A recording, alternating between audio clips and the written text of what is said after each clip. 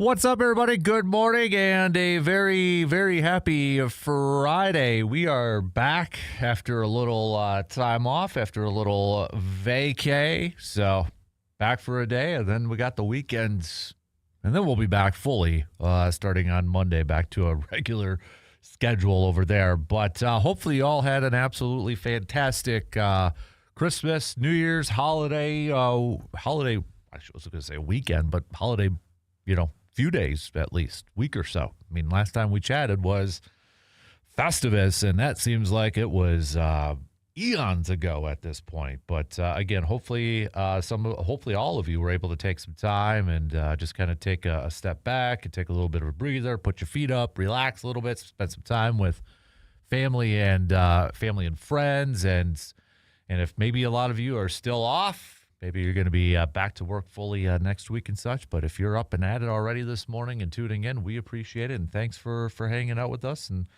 thanks for still hanging out with us into the 2026 year. So happy New Year, everybody. What do we have on our game plan for us this morning? We got lots to catch up on, obviously. But to kind of get your brains working in the new year of 2026, let's have a little fun with this one. But I want to know what if you could pick. I'm not big on resolutions. I've tried it before. I just set myself up for disappointment. So in personal stuff like that, that ain't for me. But if we were to have a little fun with this and have some resolutions for our favorite teams. Okay, so if you're a Packers fan or Brewers, Bucks. Maybe you are a Vikings or Bears fan or whatever your favorite team is or whoever your favorite team is. What would be some of your resolutions for your favorite teams? So what would you kind of say, okay, for the Packers, my New Year's resolution for the Packers, somehow, some way, can you flip and stay healthy? Something like that.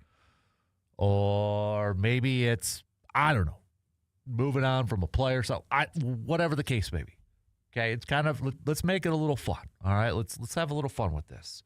And then also some 2026 bold predictions. All right, what are your bold predictions for 2026? And this doesn't necessarily have to be your favorite team for this one. I mean, they could just be sports-related bold predictions. Okay, so think about that. You can hit me up with some text on that Shoe Doctors bullpen line at 715-830-1912. 715-830-1912. So we'll get to that. Also, what else do we have on the docket here this morning? We'll chat a little Packers and Vikings. All right, your thoughts on the Trayvon Diggs signing? Waiver claim. I got some thoughts on it. We'll hit that up coming up here. But, I mean, it's going to look like a preseason game. Let's not kid ourselves, okay? I mean, final game of the regular season here. Got it, a border battle here. But from a Packers side of things, it's going to look like a preseason game. I mean, we got Clayton Tune getting the start. I mean, Desmond Ridder, we'll see if he's going to be the backup or not. But there's a possibility that Jordan Love could be the backup. He has cleared concussion protocol.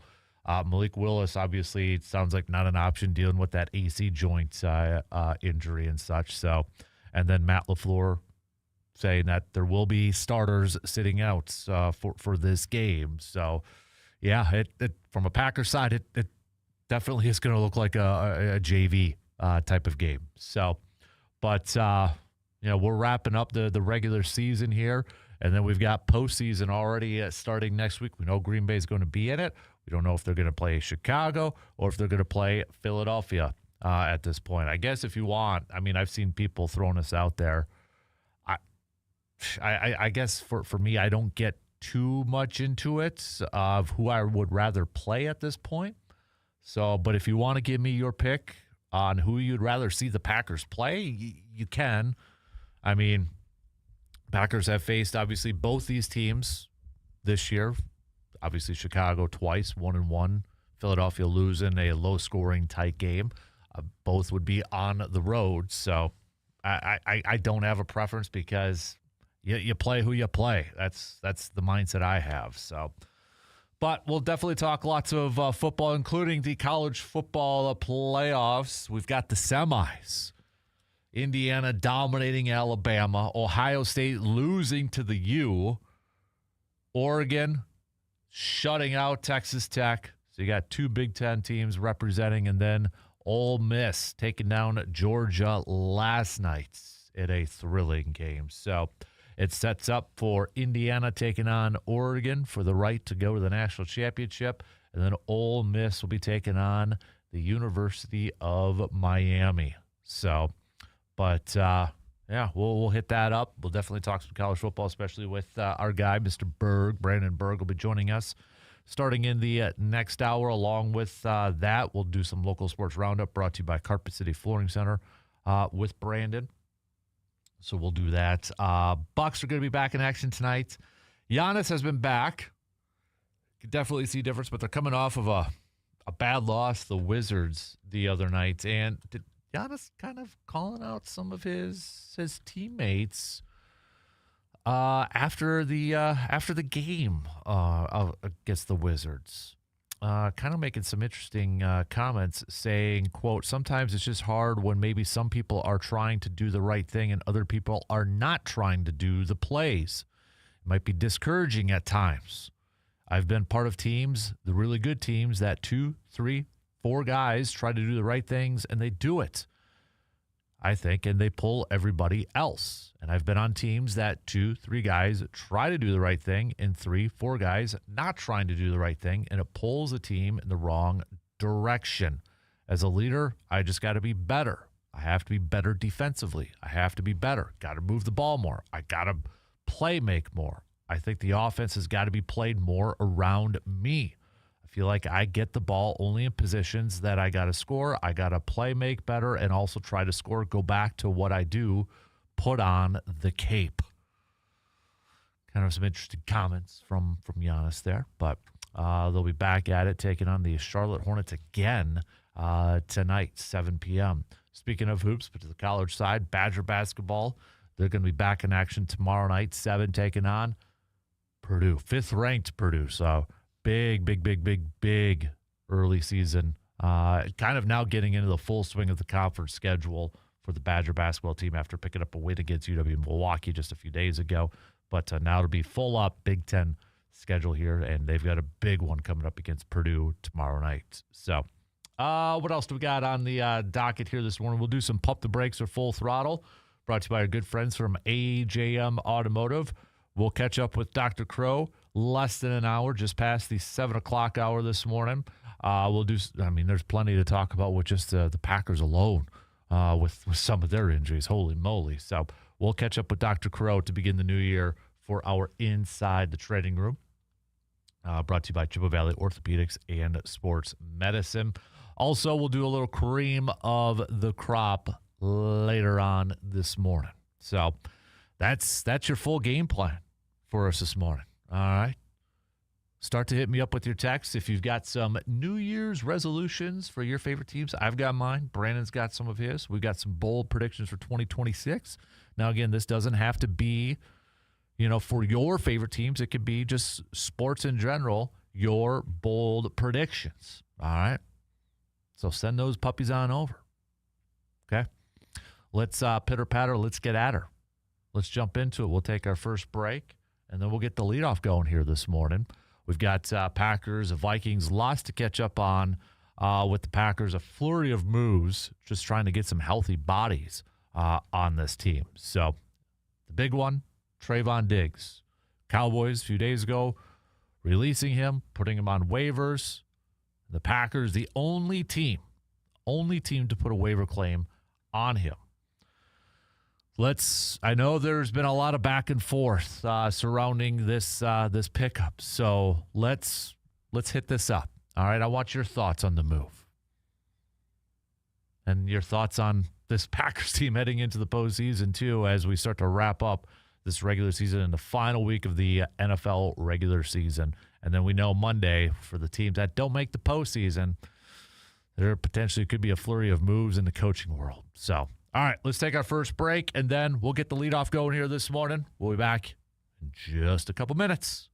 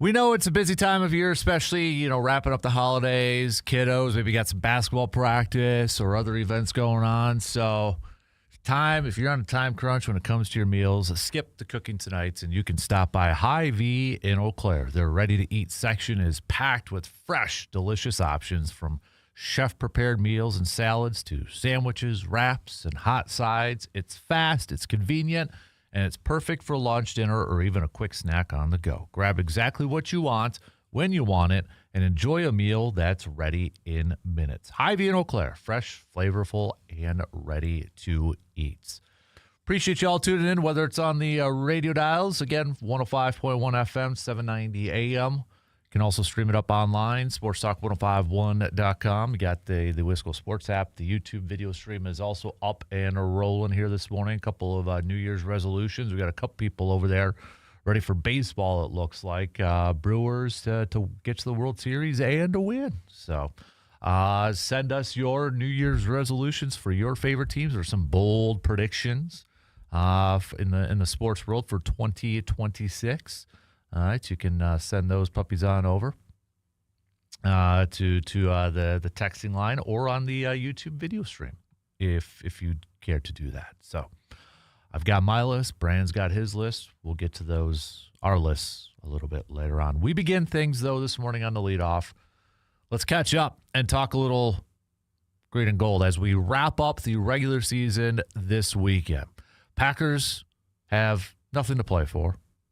Whether they win or lose, it doesn't improve their seeding. They are locked into the 7th seed, locked into that 7th spot for the NFC playoffs. So nothing to lose, nothing to gain. It is essentially a preseason game, and the Packers kind of treating it like that. Clayton Tune's getting the starts at quarterback. Jordan Love has cleared concussion protocol. But the Packers opting to rest not only Love, but other starters. I would imagine that means Josh Jacobs, Zach Tom, maybe even like a Christian Watson and such. But they're going to be resting some of their guys, and I get it. I get it. We don't need to have a careless injury in a game that doesn't matter. I know there's some people that are upset because it's a division game and maybe you want to get some reps in for like Love, who has missed now 2.5 games before the postseason and such. But I get it. I understand it. I don't have a problem with it. So at this point, we don't know who Green Bay is going to play. We know Green Bay, again, is locked into that 7th spot, but they could either go on the road to take on Philly or on the road to take on the Bears. Those games obviously will be decided on Sunday and such. So, but Packers making a flurry of moves because of all the injuries that this team has suffered, not only this year, but really in the last couple weeks and such as well. Because, they bring in Desmond Ridder at quarterback practice squad. They bring in Mark Perry, a safety, practice squad. There's left and right. There's other moves. But obviously the big one was Trayvon Diggs. The Cowboys putting him on waivers, releasing him. He's got a big contract. But the Packers, the only team to put a waiver claim on him. And there was a lot of talk wondering, would Green Bay, a team that obviously is going to the playoffs, obviously has a need at that corner position. His best friend is Micah Parsons. Would the Packers be a team that would bring him on board, and they would be on the hook for the remaining portion of his contract for this year, which was about a little under $500,000. And lo and behold, the Packers did put the waiver claim in. They were the only team to do so, and they bring him aboard. And Jeff Hafley yesterday saying that hopefully they want to get him some reps against Minnesota. Matt LaFleur kind of echoing that statement as well. So we'll see if that's going to be the case. Now, let's set the stage here. Let's tell the whole story about Trayvon Diggs. Okay? Obviously, he is a name. A lot of people, a lot of football fans have heard of Trayvon Diggs. They know who Trayvon Diggs is. Okay? They know him. He's a name. Is he the same Trayvon Diggs from a few years ago? Numbers would say no. I mean, if you look at the numbers, they would say no. Obviously, that 2021 season, he had 11 interceptions in 16 games played, named as an All-Pro. And even that year, not to poo-poo on it or anything like that, but even that year, there was like, okay, but he does give up quite a bit of touchdowns too. And since that 2021 season, he followed up in 2022 with 3 picks, played 2 games in 2023 because of an ACL injury, 1 pick. 2024 had 2 picks in 11 games. This year, in 8 games, no picks. And in fact, this year, he had quarterback rating, quarterbacks that have been targeting him, a perfect quarterback rating when targeting Trayvon Diggs. That's not good. Just to put it in layman's terms, to make it pretty easy. That's not good. So I think I don't have a problem with the move. Let me maybe that's where I should start. I don't have a problem with the move at all. I don't. In fact, I'm glad Green Bay is taking a swing at this. Nate Hobbs is done for the year. There's obviously been issues with the cornerbacks, okay? I don't have a problem with this move at all, and I'm glad they're taking a swing. But I'm lowering my expectations because I think there's a lot of fans out there that recognize the name, know the name, and they're setting the bar incredibly high. And that's, if you want to do that, that's fine. But for me, I'm setting the bar low. I'm not putting expectations like, oh, we just got a shutdown corner. Here we go. Vast improvement. I'm not doing that because right now from his play, it hasn't given me any examples or any evidence that that's going to happen. I'm going to set it low and I'm going to hope for the best. And I hope a change of scenery does him well. And the thing is, though, too, I don't even know if he's going to be back next year. I know he talked a little bit with the media and made a comment saying that I hope I could call this home for the future. I think he wants to hang out with his BFF, Micah Parsons. But the fact of the matter is there's no way Green Bay is bringing him back next year with his current contract. It's just, it's not. It's right now, it's a rental for this game and for however long they get into the postseason, because his cap hit for next year is $15.5 million. The year after that, 20.5. 2028, 21. Now, what made this kind of, I think what also helped Green Bay to put this waiver claim in and to get him, what made it more comfortable for them is that he's not owed any more guaranteed money. So even though they pick up the current contract for him, because that's what, with the waiver claim, if he would have cleared waivers, then whoever he signs with, it would be a brand new contract. But since Green Bay picked him up on waivers, they get his current contract. But they can move on from him after this year because he doesn't have any more guaranteed money. So it's a low risk. And maybe they kind of see, let's bring him in for this week, for next week. Maybe it's a deep, hopefully it's, cross your fingers, a deep playoff run, but you know, we'll see. But kind of maybe a little bit of a tryout scenario. I don't mind the move. Again, I don't mind the move. And I'm happy Green Bay did something to replenish the cornerback depth because they needed it.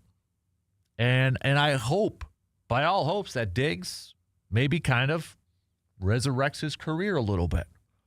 I don't know if that's going to be the case. So I don't have a problem with him taking a shot at this.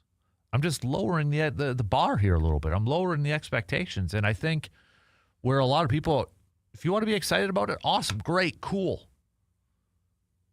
But let's pump the brakes here a little bit on Charles Woodson comparisons, Rasul Douglas, or whatever other ones I've seen people kind of throw out there. Because it's a name. You know the name. I mean, for crying out loud, you didn't know who Rasul Douglas was when he first came to Green Bay.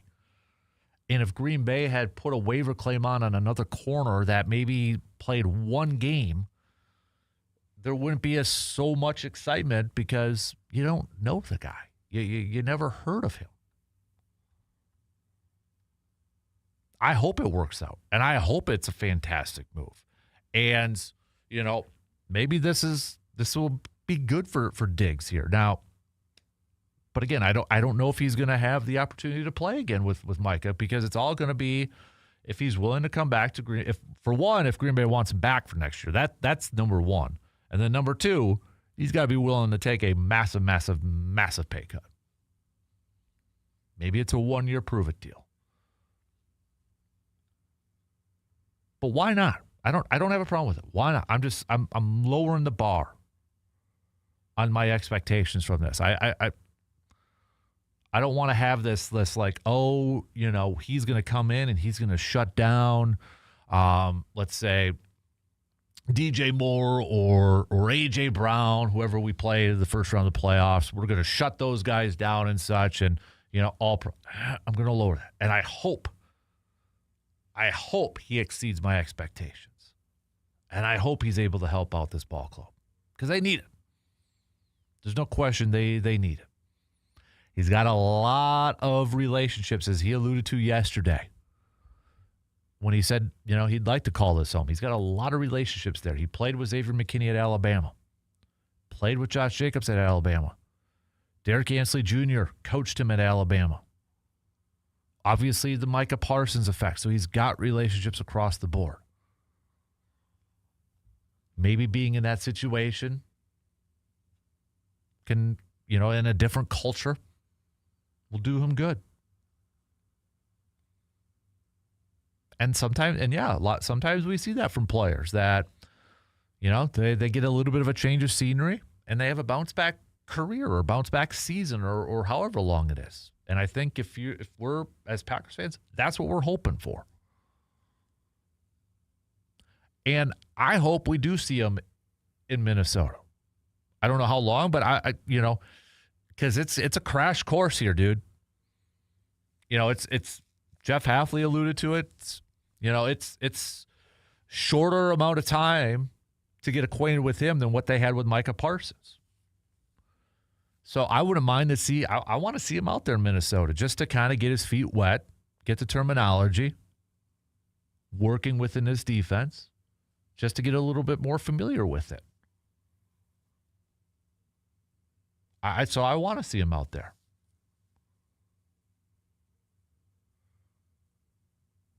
But why not? Why not make that move? I've got no problem with it. I'm just lowering the bar, my expectation bar. So we've got Packers, we've got Vikings to wrap up this regular season. Normally I would say like keys to victory, key matchups and that. And I don't even know if we can really dive into that for this game because I just want dudes to stay healthy. Okay? Yes, of course, you always want to win your division games and you want to win a rivalry game. I understand that. And I still want that. But my main thing in this thing is, can we please, for all that is good in this world, can we please just come out of this game healthy? Everybody. I don't care if they're a third string. I don't care, where they're at on the depth chart. Can we please just stay healthy? Come out of this game healthy. That's what I want more than anything. Because this has been crazy for the amount of injuries this team has had. And I know people are going to continue to throw out 2010. I don't know. Let's see it all play out, okay? Let's get to the postseason and let's see it all play out. But I mean, at a certain point too, when you suffer as many injuries to key positions and to key players like Green Bay's had, it's like, okay, it's kind of taking its toll. But if there is, there's one thing that can lead this team to a deep postseason run, and that's Jordan Love. And I want to talk a little bit more about that, but we got to take a quick break. So we'll take a quick break and be back with more coming up after these quick words.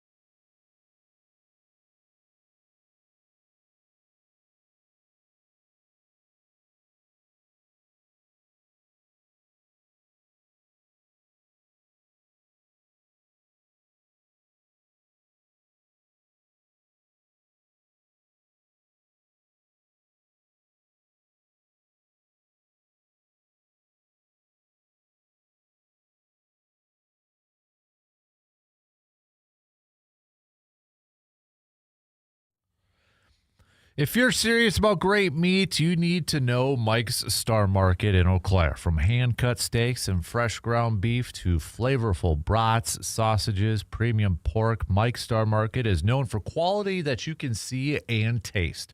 Everything is prepared with care using trusted sources and time-tested methods that keep customers coming back.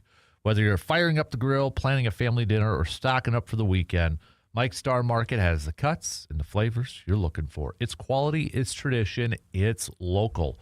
Mike's Star Market, proudly serving the Chippewa Valley. Just had, actually, for New Year's Eve dinner, some bison ribeye from Mike's Star Market. So, again, a big thanks to Mike's, too. If you would go back to last week when we were doing our Festus program, they stopped by and donated a over $700 check for Backyard Dreams. So a huge, huge, huge thank you to Mike's Star Market for doing that and helping support, always supporting Backyard Dreams. So I get it, right now, optimism surrounding the Packers as we start to wrap up the regular season and getting into the postseason. It's low. The optimism's low. Yeah, there's probably a big chunk, wide majority of the fan base that isn't expecting a deep postseason run. Maybe one and done. I get it. I understand it. And I know why you're feeling it. And to be fair, right now, if you're asking me to make a postseason pick right now, I wouldn't pick Green Bay to come out of the NFC. I hope I'm wrong, but I don't see it. But if there was a way for Green Bay to do that, if they could somehow get through this postseason and maybe make a deep postseason run and get to the ultimate goal of a Super Bowl, and I know a lot of people are probably kind of chuckling and laughing at that, and I get it and I understand it. There's one player that could really, really rise to the occasion, if you will, and to use a Giannis quote, to put the cape on and lead this team. I think you look at one Jordan Love. Now, I'm not saying Jordan Love has been playing bad at all this year. I'm not. But we still got Green Bay still has their starting quarterback. They still got their guy who just a couple weeks ago was top 3 in MVP odds, for crying out loud. If he puts on that cape starting next weekend, whenever they play, whoever they play, if he puts on that cape and he leads that team to a victory in week 1 of the postseason, maybe week 2 or so, whatever the case, as long as you still have your starting quarterback, a high caliber starting quarterback, you have a shot. You got a shot. And I think if I were to kind of talk to the rest of Packers Nation out there, and if somebody were to say, give me some optimism, give me some hope, why I should be, excited about the playoffs or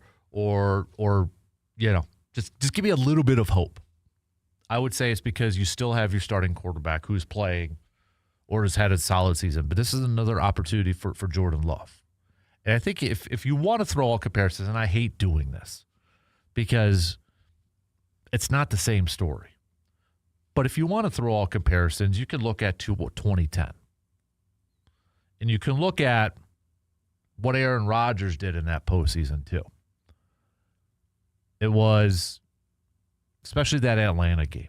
I think that Atlanta postseason game, that divisional round game, that's when I think we saw the Aaron Rodgers, the first stage of the Aaron Rodgers that we, kind of saw going forward. I mean, that performance that he had down in Atlanta against the number 1 seed, the way he performed and kind of carried that team on his back, on his shoulders, that was a turning point, I think, in Aaron Rodgers' career. And that, you could say, is the rest is history and such. But that, to me, was like, okay, that's the dude. Or I think that kind of clicked with him, and maybe Green Bay's like, that's our dude. And then just continued to set the bar. I mean, the following year wins MVP and et cetera, et cetera, et cetera. His first MVP in that. But that Atlanta game was like, ooh. That to me was kind of the turning point. And I'm not going to say Jordan Love's going to have that type of performance or needs that type of performance, but that's where it gives, if you want some sort of optimism for the Packers heading into the postseason, you're clamoring on, or you're kind of, hoping, hey, we still have our starting quarterback. He's a high caliber quarterback. As long as we still got our starting quarterback in this thing, we've got a shot. That's what I would tell Packers fans right now if they're like, man, we're so banged up, we're so injured, we got nothing left in the tank. I mean, Bob, you still got your quarterback.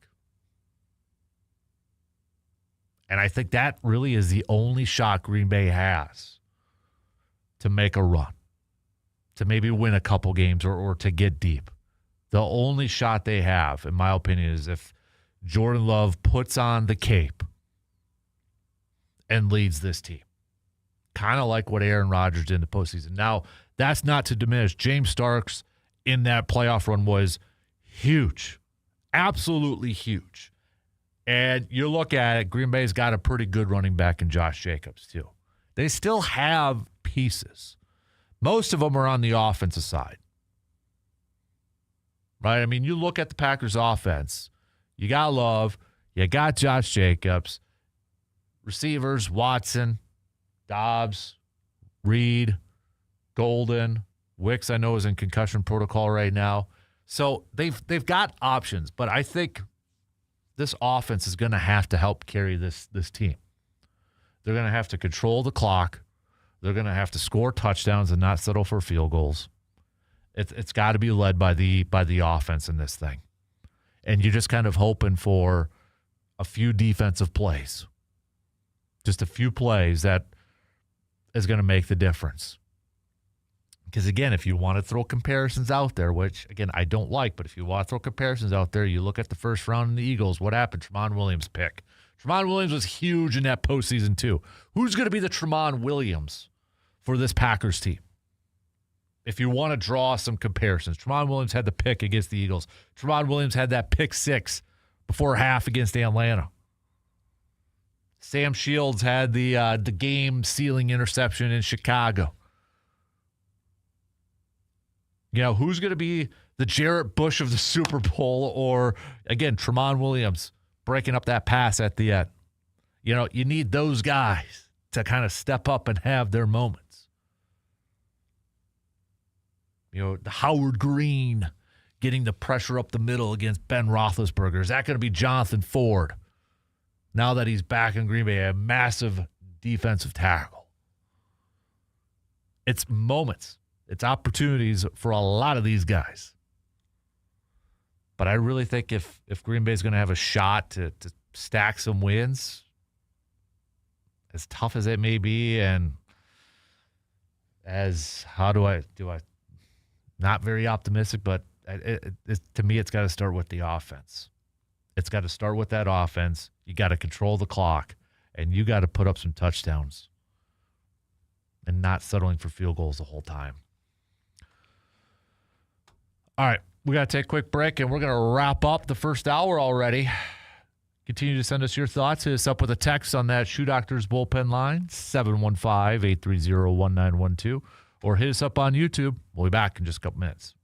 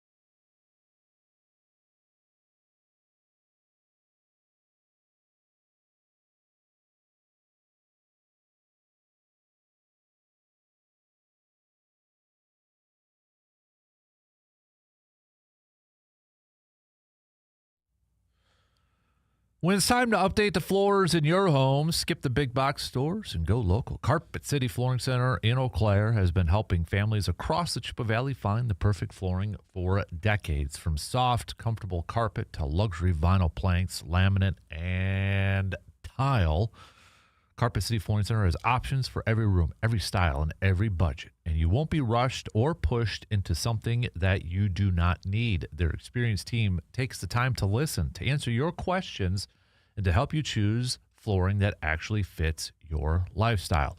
Carpet City Flooring Center also offers professional installation from people who take pride in their work. That means your floors are done right the first time. No gimmicks, no pressure, just quality products, honest pricing, and friendly local service that you can trust. So whether you're updating one room or planning a full home remodel, start with a name the Chippewa Valley has relied on for years. That's Carpet City Flooring Center, locally owned, locally trusted. All right, so we got about, 5-ish minutes to the top of the hour. So coming up just past the top of the hour, we'll catch up with our doc, Dr. Austin Crow, Chippewa Valley Orthopedics and Sports Medicine, for a little inside the training room. So we'll catch up with Austin on that. After that, Brandon Berg will be joining us. Plenty to get to with him. We'll do some local sports roundup. We've got cream of the crop, our AJM Automotive Pump the Brakes, Full Throttle. Also, we'll talk some hoops, Bucks, Badgers, such. We got the Stag Bowl coming up on Sunday, too. So best of luck to UW River Falls, representing the WIAC Conference in that. So we'll definitely hit that up in the local sports roundup portion of the show. We're also going to do, and we want some of your picks here for your favorite teams, for your favorite sports teams. What would be some of your New Year's resolutions for your favorite sports teams? If you were to come up with a list, you know how your New Year's resolutions go, right? But if you had to do it for your favorite sports teams, what would they be? What would they be? So think about that for a little bit. Send them on over. Also, this one doesn't necessarily have to be for your favorite teams. It could just be sports world in general, but some 2026 bold predictions, all right? Give me some bold predictions for 2026. So think about that for a little bit and then hit me up with some texts at 715-830-1912. Okay, let's have some fun with this one too. Okay? Let's have a little fun with it. So we'll get to that a little bit later on. I might wait to do that in the 9 o'clock hour. And then, of course, we've got the final week of the NFL regular season. So we've got picks, and then that'll set up who we think is going to be in the playoffs and seedings and such. And remember, it all kind of starts tomorrow. We've got Carolina taking on Tampa Bay. We got Seattle taking on San Francisco, too. So we got some games starting up tomorrow. That, I mean, you look at those two games to open up, to open up the final week of the regular season here.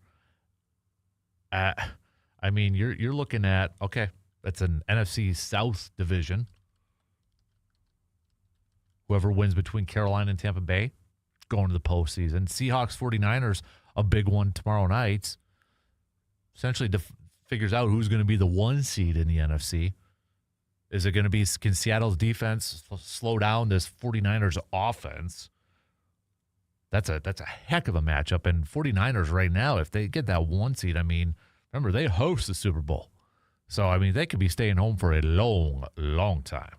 But, yeah, we got a couple good games coming at you tomorrow. So, we'll get to all that, though, a little bit later on here. So continue to send me your, if you want to do, I guess we could do predictions, bold predictions, keys to victory and such. But again, I'm approaching this Packers game with the Vikings with just one thing in mind.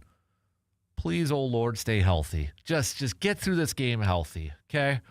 Just get through it healthy. I know it's division, and I know it's the Vikings, and we've got a border battle and such. But with nothing to play for, Clayton Tune at quarterback.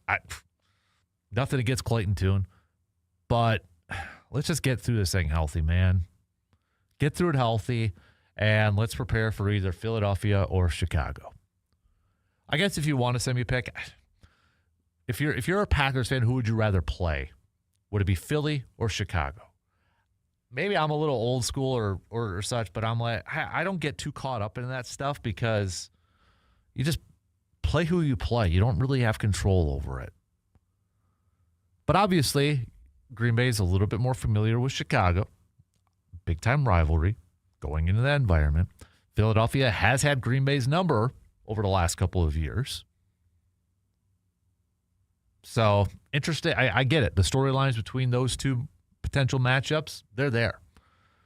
So, if you're a Packers fan, who would you rather play? Would it be Chicago or would it be Philly? Okay? And try not to be so down and poo-poo and say, it don't matter, they're going to lose either way. Regardless, if you had to pick one, who would it rather be? Okay? So, text it or hit me up on the video stream with that. So, shot clock's going to cut me off here in about 5 seconds or so. So, coming up again to kick off the second hour, we'll catch up with Dr. Crow. We'll get his thoughts on all the plethora of injuries with the green and gold and such, and a whole lot more. So, 1 in, 3 more to go to kick off 2026. We'll be back after these news updates.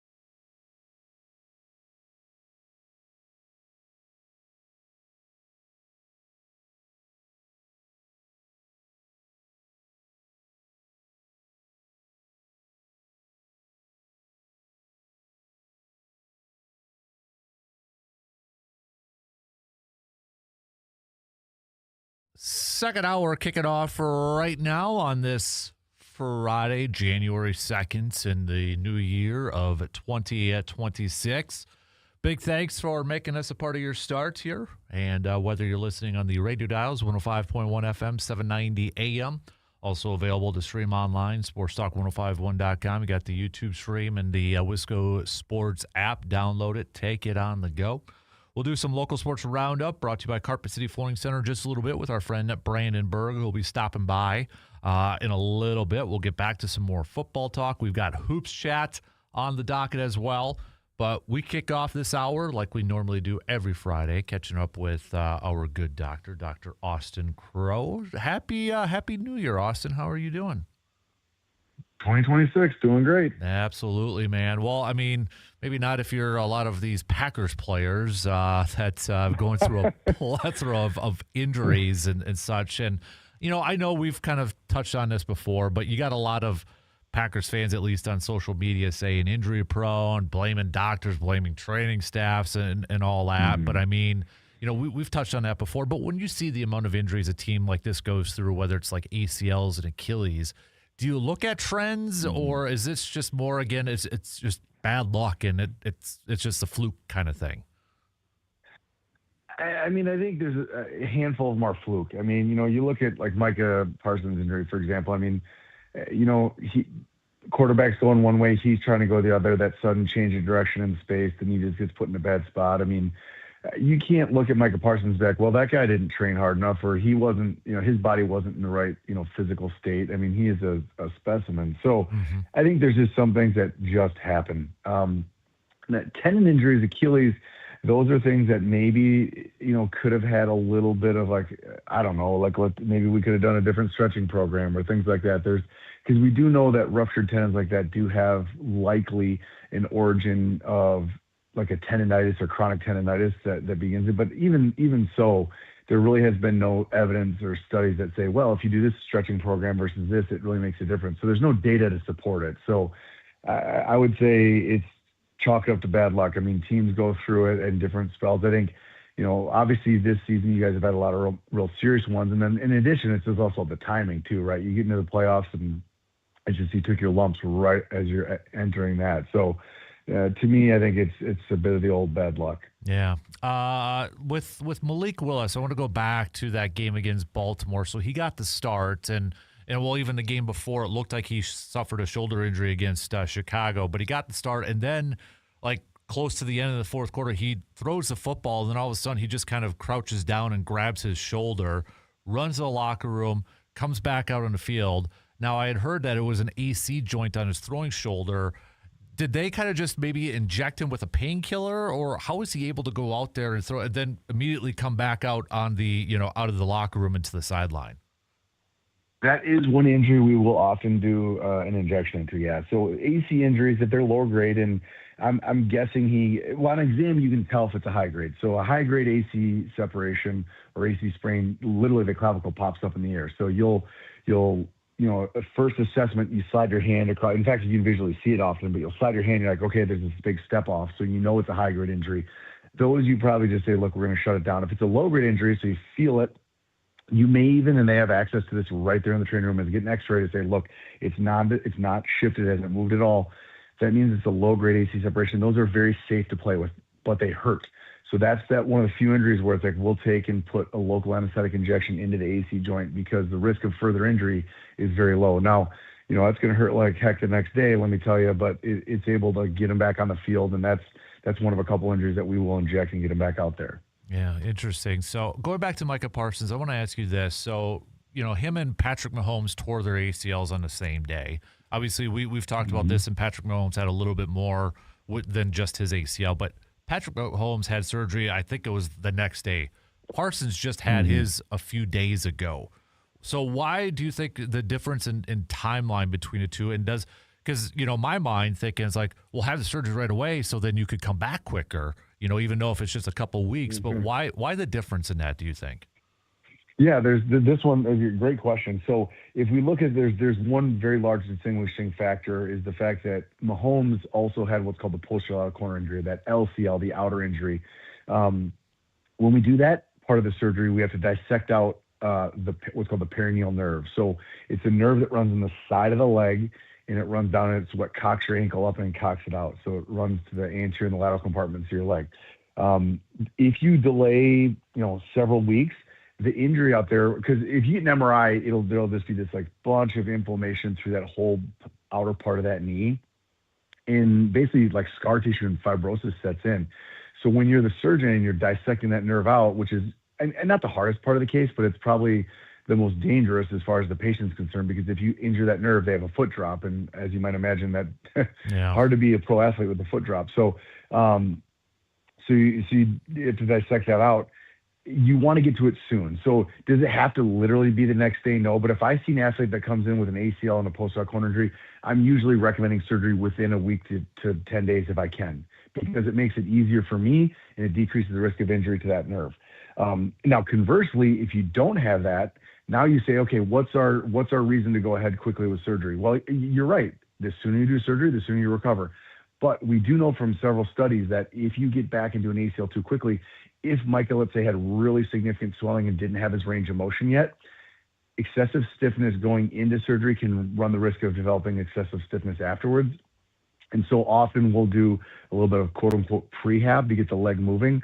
So we want them bending their knee if they can to like 110, 120 degrees of flexion.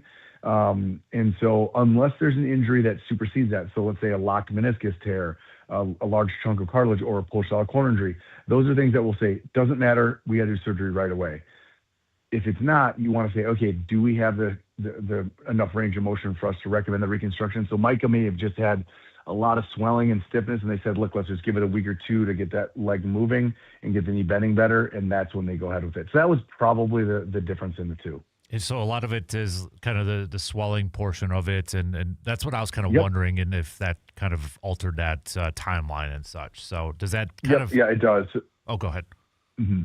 No, I was going to say, for definitely for Mike. And then again, on Mahomes, it's just the fact that injury when you're dissecting that nerve out. So there's a handful of things that will make us just say, look, let's do surgery and do it right away. But luckily, I mean, in Micah's circumstance, there was not one of those injuries. So then you have the ability to say, all right, let's get the leg optimized prior to surgery. So in other words, a week or two on the front end can save you months on the back end of stiffness and swelling you're trying to fight through. So you're really actually winning that battle, as much as it seems counterintuitive. If you get the leg optimized before, it can really help you on the back end. So, okay, it's for somebody like me, then when I see that, it's like, dude, why are you delaying your recovery process sort of thing? There's actually a rhyme and reason to it behind the scenes that us general fans don't quite understand, or don't, know what's going on. Exactly. So, like, again, the assumption is that his knee was very swollen and stiff, and if you do that surgery, he's probably going to have an extra couple months in the back end trying to fight through that. You pay the piper now, get it in better shape going into the surgery, and it just helps them jump right out of surgery and get going. Gotcha. I don't know. Are you going to the game on Sunday with this preseason game, the preseason between Vikings and Packers? With some geez, man. It's going to be a backup bowl. Right. So that's what I was going to ask you. Have you heard anything about if McCarthy does start, or would you start him with that hand injury in that final game? Yeah, so I've been looking at it. I haven't seen a definitive answer. I guess I'm going to the game. I think at this point, as a Vikings fan, I want him out there. I mean, it's just been such an upside. He's had moments where you're like, all right, he looks okay, and then other ones you're like, oh my gosh, we're in rough shape here. We got bit by the injury bug really bad early in the season. There was 2 games where we played our entire offensive line, starting offensive line, were backups, and one guy was the third string. So, I mean, we had some serious injuries, and right now I think we have at least one because Darisaw is out, and I think one of our guards might be out as well. So, I mean, we're down 2 O-linemen, so it's like, are we really getting a good look? Because, I mean, especially with a rookie quarterback, if you don't give them good protection, I mean, they need every advantage they can get. They don't need any disadvantages. So, I want to see him out there if I can. Now, of course, they call this hairline fracture, which means they probably only saw it in MRI, which might be a fancy way of saying like a severe bone contusion even. I mean, because it gets kind of, those non-displaced fractures you can't see in X-ray. Because if you remember, they first came out and said it wasn't anything. Then they later said, oh, there's a hairline fracture. So that means they probably picked up on it on an advanced image like a CT or an MRI. So it's probably stable and safe to play with. But I'm in the camp of like, I want to see what he has. And, do I think we move on from him yet? No, but clearly there's a lot in the fan base that are ready to do that. And it's just the day and age of like, these quarterbacks are given about 2 games to mature and be all pro quarterback, right? It's just right. the leash is very short. And so, which, you have to wonder is like, does he need more? I mean, and you really look at some of the quarterbacks in the last 5 years that have had that like second wave of like, in their 3rd, 4th, 5th year where they've all of a sudden become good. I think it's because they were probably good all along and they just didn't have a chance to develop and get in the right place, right system, mature.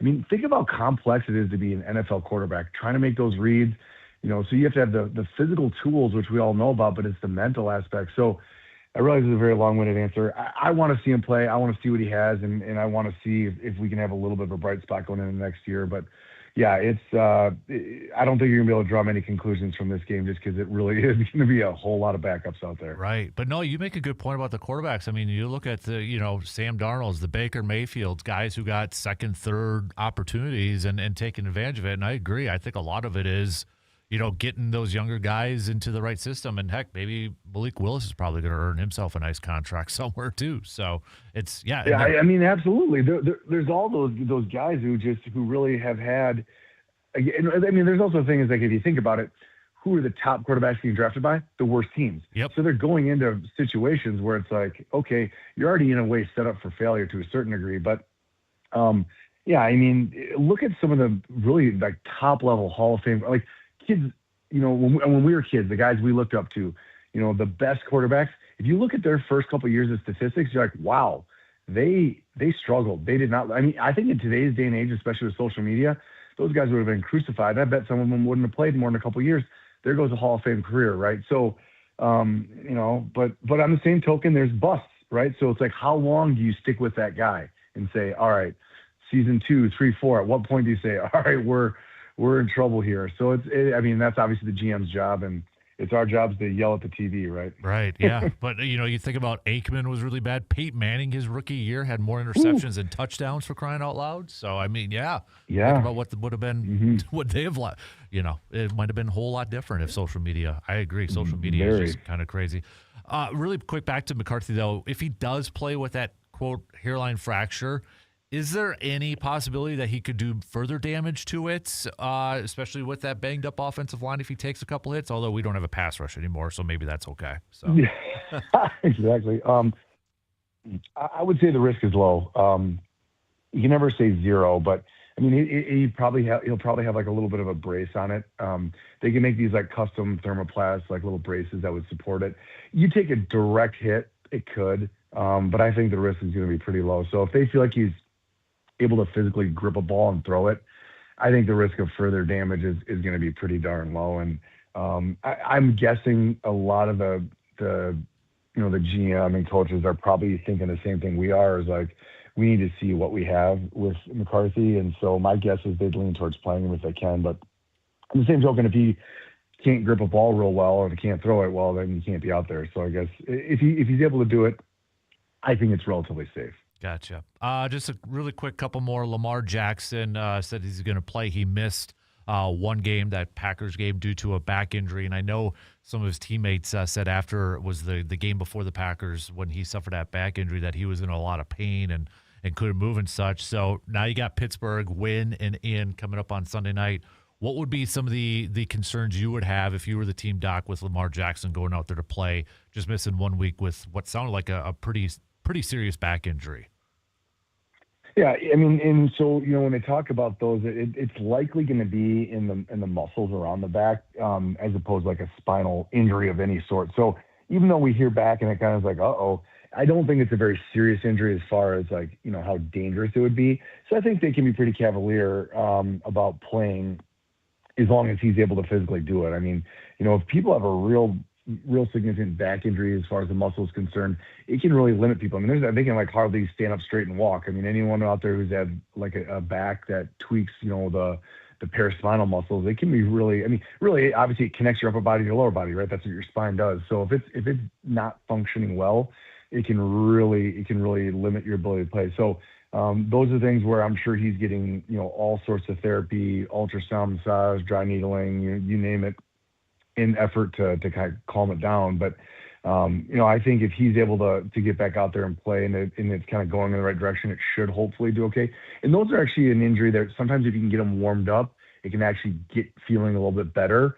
And then you just worry about getting it where like later in the game, if you take another shot, things like that, you'd be a little bit concerned. Because I think at one point, I think they had mentioned maybe it was a contusion as well. So again, from a direct blow.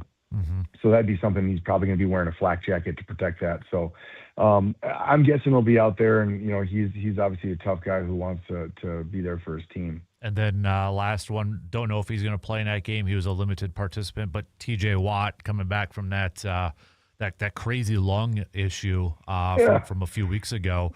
If he does play, what would be the biggest concern about him going out on that field with that, recovering from that injury?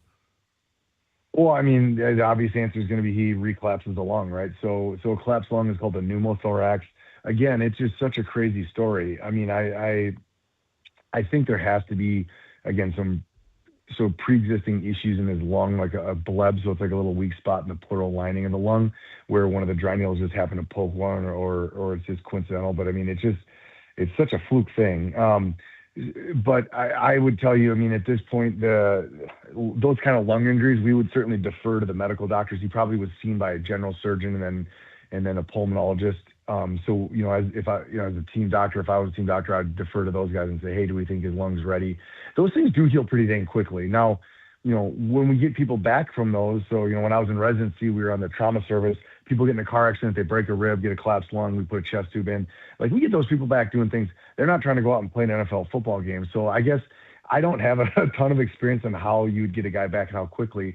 But if they feel like he's ready to go, again, those parts of our bodies heal really quickly and really well. And so I would think it would be safe for him to be out there if they're giving him the thumbs up from those guys. And then again, yeah, you take a hard hit and maybe it ruptures that spot again, then air goes outside the lung, but inside the chest cavity, and that's what a pneumothorax is. So, they would have all the ability to treat him right away. So even if it did happen, it wouldn't be, I don't think it would be life-threatening. It obviously sounds really like life-threatening, but it's not like you get a collapsed lung and you die in the field or anything. So it's probably something that they're maybe able to say, all right, let's see how it goes. But yeah, I mean, I'm sure the team doctors are deferring to the medical staff on that one and saying, all right, what do you think we should do on this one? That was, I mean, of all the injuries we've talked about this year, that is definitely the biggest, like, what the heck? I mean, it's just a weird, atypical injury from a dry needling, which is just, I've literally sent probably thousands of patients for dry needling. I don't think I've had a single complication ever, let alone this weird collapsed lung situation. So yeah, it's a bit of a weird one. Interesting. He's Dr. Austin Crow, Chippewa Valley Orthopedics and Sports Medicine. Appreciate you hanging out with us this morning to kick off the new year, sir. So you have yourself a fun time at the game. I don't even want to make a prediction for the game because I just want us to stay healthy. That's all I want for this game. I'm sure. I mean, it's like, how does Vegas handicap a game like this? So it's like, who's even going to be playing? Mm-hmm. Neither team really has much to play for except a little bit of pride. But yeah, it's this is one of those things like, as a Vikings fan, you almost want us to lose and then get a little bit better draft position. I don't know. I mean, it is what it is. But yeah, we'll out there and cheer and see how it goes. Just give me a scouting report on Clayton Tune for our Packers backup quarterbacks. So that's who you get to watch. So, all right. Well, you have a good weekend, bud, and we'll catch up with you soon. Okay. Absolutely. Take care. You got it. There you go, Dr. Austin Crow, Chippewa Valley Orthopedics and Sports Medicine. Let's take a quick break, and we'll bring in our guy, Mr. Brandon Berg. He's coming up after these quick words.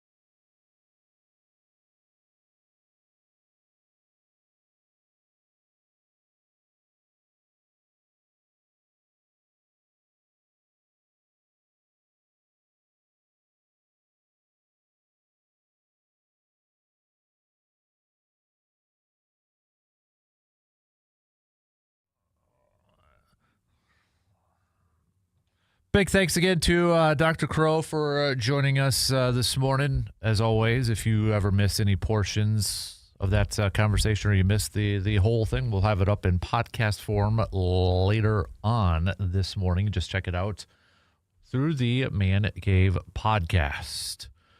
We've got our good buddy, Mr. Berg, joining us this morning, and I was just telling you a little bit off the air. It feels like ages since it was Festivus. Right, that was just middle of last week. Yeah, but it feels like it was a long time ago, but it wasn't. So another I think a good Festivus. Yeah. I think it was it was fun. Yeah. So, I mean, maybe not so much for Steve I'm a surveyor, but right. And haven't heard a whole lot from them in the last, so hopefully they're doing well. But no, again, a big thanks to our friends at VFW Post, Donna for hosting us, Mark for being our official through it and such. So another Festivus in the books. So how was your holiday? good. Yeah? Good. I would say uneventful, and that's not a bad thing. Yeah. So Kind of now picking up maybe with some local sports and such. probably will bit? next week. I mean, there's some teams that have events and stuff tonight, but for the most part, I mean, earlier in the week, Monday, Tuesday was kind of the busier day when it comes to that. But some teams just took the break off, Right. and some others played a couple games in. But yeah, once we get back to next Monday and Tuesday, things will really go kind of full bore for January into February. Got it. All right. So, so you've got your Vikings on. I've got we're still, but it's, getting Thinking, geeked up for that. I'm trying to think of the last time that there was like a Viking Packer game, especially later in the year, where there just was absolutely nothing on the line. Like, obviously the Packers are locked in the 7th seed. Vikings cannot, they're out of the playoffs. So it's just, and I don't know, like it just has not much of a feel to it. You guys, you and Dr. Crook kind of said it right. It just feels like a preseason game. Yeah, I just want everybody healthy, right? To come out of this thing healthy. So, but we're gonna make our picks, and I'll get the playoff machine. I'll get the mouse and keyboard over there for you, so you can we can do that, because then we're going to do the playoff schedule. Oh yes, picks on there. I already got mine, I think, for the infamous Saturday first CBS one, but I don't know if they'd actually. I don't want to tip anything, so we'll get to that coming up a little bit later on. But college football, I want to talk a little bit about the college football playoffs with you so far, because, well, first off, Indiana ended the streak of teams getting byes and then losing, although they're the only one now that has gotten a bye and has picked up a win. But the U taking down Ohio State, Oregon blanking Texas Tech, Indiana dominating Alabama, and then Ole Miss yesterday taking down Georgia. Which of the outcomes and maybe the way those games played out and won surprised you the most? I guess I would probably say Miami over Ohio State. Yeah. Just because, Miami, they led that wire to wire. Yeah. They jumped early and just never, even when Ohio State kind of made a run, just kind of weathered the storm and went. So, I would say probably that one. Ole Miss kind of rallying past Georgia was a bit of a surprise, but obviously that's a team that's got a chip on its shoulder with, Lane Kiffin leaving and all that stuff. So, but yeah, I'm kind of curious now what the discussion is in the offseason, because last year there was a change with the the top 4 seeds in the last year were all conference champions. Then after there were some teams that maybe in hindsight shouldn't have been. They kind of switched it up where it's just the 4 best teams, which I think is the better way to go. But now you're still running into the issue where how much of this is that's actually a reason for it with the bye, and how much of it is just that maybe these teams aren't that different. And to me, the biggest issue is still there's just too much time. Yeah. If you're even look at Indiana, then they won, but still, like, they played in the Big Ten title game was like December 7th, and then their next game is January 1st. Like, there's just too much time in there. I think. Once you get after that first week of conference championship, I think that next weekend you should be playing these games. Like, I get that that's the Army-Navy game, and trust me, people that know me know that's the game I really I think very highly of. But it's like you can't have that be a fully open weekend, I don't think. Right. Like, that's just missed opportunity. Like, you you should be wrapping up the college playoffs. I know some people say like New Year's Day. I'm like, okay, but maybe even like next week. Versus it's the semifinals next week. Like, you can definitely tighten that schedule up. And then it becomes a little bit easier because, look, the transfer portal opens today. Yeah. So if you're if you're ending this week, well, then maybe you can bump the transfer portal back a couple of days and wait till the season's actually done. Because, a lot of times, too, we're talking about, was it the national championships the Monday after the first wild card round? It's like, oh, yeah, national championships. Yeah, exactly. Right. It's like kind of like, oh, yeah, I forgot that's happening because we're still football NFL playoff mode and recapping wild card stuff. Right, and it's just going to be tough to me to think that college is going to be able to make those inroads. I mean, if you found a way to make the schedule work where your national championship game was next Monday, it's the Monday after the NFL regular season when there is no Monday night game. Yeah. To me, that makes a lot of sense. No, I'd buy that. Yeah. I'd buy that. So, I think, I was maybe not really surprised, but I think that was for Indiana to dominate Alabama the way they did. Maybe that's still kind of, if there was any other doubters out there about Indiana, because I thought, Nick Saban saying before the game, he's like, well, my golfing buddies in Alabama are saying that we're going to kick their what. Well, I think there was that expectation from some that, okay, Alabama is going to probably silence this Indiana. Indiana went out there and just absolutely dominated. Right. And I don't know if maybe, would you say for some that still kind of doubted, like that was another stepping stone for Indiana to say, no, we're actually legit here. Yeah, probably. That they were the one team that was just, from the word go, ready to go as a higher seed. Yeah. And, I don't think that's too much of a surprise, kind of given, what we're learning about Kirk Cignetti and just kind of his approach to things. But that is, you look at this Final Four, like it's, say you can't say it's chalk. You can't say it's what everyone was expecting necessarily. Right. Where you're guaranteed a Big Ten team in the final because Indiana plays Oregon. Yep. And then you got Ole Miss, a team who their head coach did not think they were going to probably be able to do this because he left to go. And then you've got Miami, who was obviously very much on that bubble, right? To even make the playoffs. I want a Indiana versus Ole Miss final, just because it's Indiana, but also to stick it to Lane Kiffin if Ole Miss gets there. Yeah. Can you imagine if Ole Miss wins it? What? Well, first of all, I don't think he would be too upset because he's going to get a ring, right? He gets cash from LSU for it. Oh yeah. Because I think it was $1 million if they win, something something like that for just not even being the coach anymore, Man, what a sweet deal, huh? And then even this, kind of this morning, kind of reading pieces that people had about now, the whole thing with Ole Miss is like, well, what about the coaches that are going with Kiffin to LSU? Because again, the transfer portal opens today. You've got teams that are hosting these potential, I would call them recruits this weekend. So it's like, well, how do you approach that? Yeah. Man, didn't even think of that part of it too. So overall, though, from bowl season, or if it just, was it, has it been entertaining for you? Has it been kind of, lackluster? I always find entertainment in just bowl season in general. Obviously the playoff games, some have been good, some have just been rough. Yeah.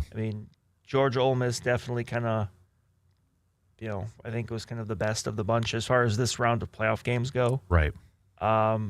But there's stuff I'm always going to find that I'm going to enjoy. There's just so many games that are going on. Inevitably, some will be good, some will be bad. Sometimes you'll have Pop-Tart mascots running away from being thrown into a toaster. It's just how it is.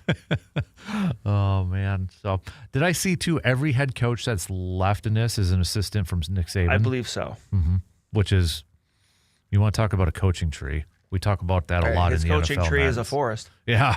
Even if Lane Kiffin was still there, he'd be technically a Nick Saban, sort of thing. So, yeah, I think that's still, too, people kind of forget that Cignetti was a Nick Saban assistant, right? And you just kind of wonder now, it's like, because, in the NFL, everybody tries to poach from that tree with all this. Now we kind of make fun of it when it was like the Sean McVay thing in the NFL. Yeah, where you were a friend of Sean McVay, you're going to be a coordinator. Right. So it's like, okay, where's Nick Saban's caddy or something like that? Let's get him in as an offensive coordinator or something like that. Or an analyst or something. Yeah, something like that. So, Which, I mean, you look at a lot of college coaches right now, there probably is. You can probably find a little branch of Nick Saban from somewhere over there. But Right. no, I mean, I'll be honest though too. Like, I'm okay with this Final Four just from an unknown standpoint Right. too. There's some fresher faces in there. I mean, Oregon obviously is usually in that hunt, but they haven't gotten over the hump. Right. Indiana, obviously, just seeing what they've been able to do just in a few years. Ole Miss has been good generally, but obviously down with the story with Lane Kiffin, I think you got.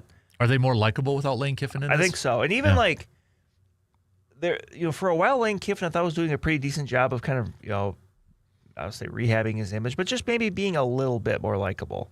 And then, well, this happens, and now he's not. But I mean, kind of the way that team has just kind of responded and rallied. And you got Miami, who, I mean, that win over Ohio State was their biggest win in 20-some years. Like, there's just no way to put it, though. Besides that, like, Miami for a while had been a team that was, like, in the conversation, but never a front runner. In Miami, I mean, they were kind of what Georgia, Alabama was those 20-some years ago, too, where it's like you can't stand them. Right. Michael Irvin's doing his best job to bring that back to life, too. He's trying. He's trying. with I mean, hey, celebrate your alma mater and that, but holy moly, I don't know what he was kind of doing on the sideline with some of that stuff. Right. Taking his belt off, and that was crazy. So, but, well, I'm sure it'll probably be the same thing coming up here against Ole Miss. And if they go to the national championship, man. So, yeah. All right. So we'll probably talk a little bit more about that coming up a little bit later on here too and such. So, but also we're going to take a quick break here. Send us your New Year's resolutions for your favorite teams and also some bold predictions for 2026. Now, that doesn't have to be your favorite team, right? It could be just sports bold predictions. Let's have some fun with this one, all right? So text it on over, 715-830-1912, or hit us up on the video stream. We'll take a quick break here and be back with plenty more coming up after these quick words.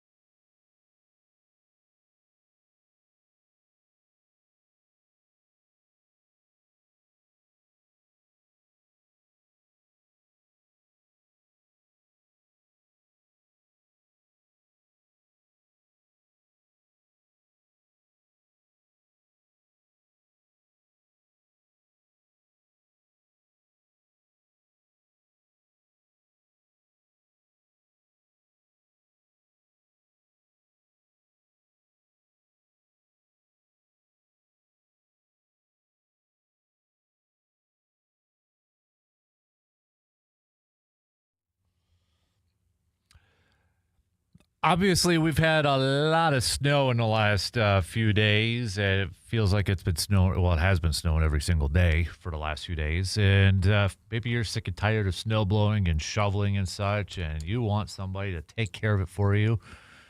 Give a call to our good friends at AJM Automotive, because they also offer services to plow the snow and such. So, and with the tricky weather too, when I was coming to town, you could see the tire tracks and some ditches and such. If you do need a tow, AJM Automotive helps you out with that too. So not only do they help service your vehicle, whether it's brakes or getting some new tires or oil changes or engine work, yeah, they do some snow plowing services and towing services as well. So give them a call, 715-835-9523.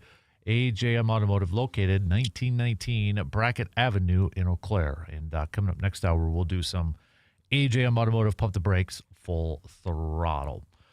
I want to... We'll talk some more football, plenty more football coming up in the next couple hours, but switching gears here just a little bit, let's talk some hoops. Bucks are back in action tonight, taking on the Hornets, which I feel like the Bucks have played the Hornets a ton already this year. But Giannis has been back since we've last talked, back in the lineup. They're coming off of a bad loss to the Wizards. Wizards kind of own their number right now for whatever reason. But so not a good loss. But Giannis making some comments after that game. And in case you missed it, I'll read them here. And this is from Eric Name from The Athletic. Quote, sometimes it's just hard when maybe some people are trying to do the right thing and other people are not trying to do the plays. It might be discouraging at times. I've been a part of teams, the really good teams, that 2, 3, 4 guys try to do the right thing and they do it, I think, and they pull everybody else. And I've been on teams that 2, 3 guys try to do the right thing and 3, 4 guys not trying to do the right thing, and it pulls the team to the wrong direction. As a leader, I just got to be better. I have to be better defensively. I have to be better. Got to move the ball more. I got to play make more. I think the offense has got to be played more around me. I feel like I get the ball only in positions that I got to score. I got to play make better and also try to score. Go back to what I do, put on the cape. That's a lot of, but it's still kind of hard to dissect really what, I almost get the sense he's trying to call out some teammates while not calling out some teammates. It's like the no offense, but sort of thing. I sense a little frustration from Giannis in that aspect. I don't know who he's specifically trying to call out, and then that second part, he's like, okay, offense has to go through me, but I also have to play make and get others. So it's like, very, very political type of answer, I feel like, from Giannis. But when you hear that stuff, I mean, do you kind of like, oh, crap, he really isn't happy in Milwaukee? Is he trying to? I don't know what to make of that type of statement. I don't really either. Yeah. Because obviously it's kind of, on the one hand, he's saying, hey, there's, we need more people that are kind of pulling in the same direction, at the same time also saying, hey, but I got to do more too. Mm-hmm. Or, so. And AJ Green kind of made some similar statements too, kind of saying we all got to be, kind of paraphrasing here a little bit, but being on the same page and doing the right things and such. So, I mean, he said it's frustrating, man. I alluded to it this morning at shoot around. 2 wins in a row does not matter. It's got to be 1 win in a row every night. The win is a result of doing things the right way, doing things together consistently. We know what we have, that when we are consistent, we win. And it's just a matter of being focused and disciplined to do that. So kind of similar to what Giannis said, right? I mean, so you've got AJ Green saying this. You had Giannis with those comments. It almost paints the picture that maybe there is a couple of players that just aren't doing it consistently, doing it the right way. Right. And I don't know who that is.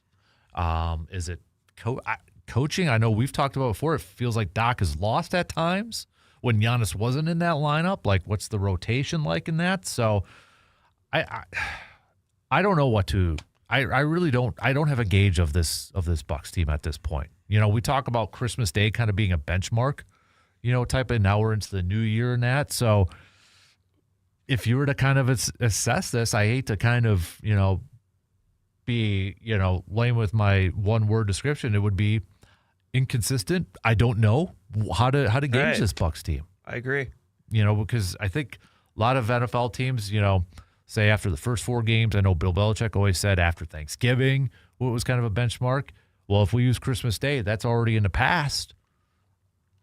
How would you gauge this Bucs team? I very similarly. Just inconsistent, disjointed. Mm-hmm. However you want to say it. It's just a team that and obviously injuries have popped in there too, and that's made a difference. But I just don't know if we've seen enough to just kind of definitively one way or the other say, okay, this team could do something, or this team is not good at all. Mm-hmm.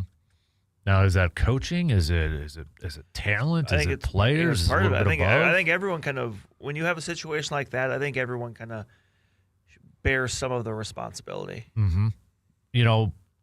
One player that I'll go to is it Kuzma? I mean, Kuzma had 5 points in that game against Washington. He had 6 points against Charlotte. And you talk about a guy who's inconsistent, I think has been Kyle Kuzma, right? I mean, he's been up and down. He's been good at times. I know earlier in the season we were talking about, okay, maybe this is his role, coming off the bench and that sort of thing.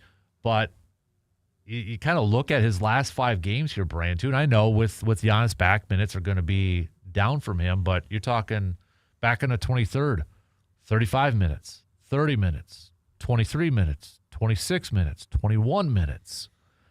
There's trade rumors galore, and I would imagine that if there's somebody that the Bucs would like to ship off, it would have to be Kuzma, part of that package, I would assume. Probably. But again, is a team willing to take Kyle Kuzma? I don't know if they would have to give up one of their backcourts of Ryan Rollins and Kevin Porter Jr. with that too, but I don't know if there's one trade that could fix this though. And that's the thing. Like that's at this point, is there one magic thing that just kind of solves a bunch of stuff? I'm not sure. Mm-hmm. Right. So again, Bucs will be taking on the Hornets tonight, so we'll see if they can bounce back and pick up a win and start another winning streak of 2 games. Win 1 game, win 2 games. What was Lou Brown? You win 3. That's called a winning streak. It has happened before. It has happened before. So, all right, we'll take our final break for the second hour. We'll be back to close up the second hour, get into halftime, and then we'll do a little pump the brakes, full throttle, cream of the crop, all that coming up in the third hour. We'll be back in just a couple minutes.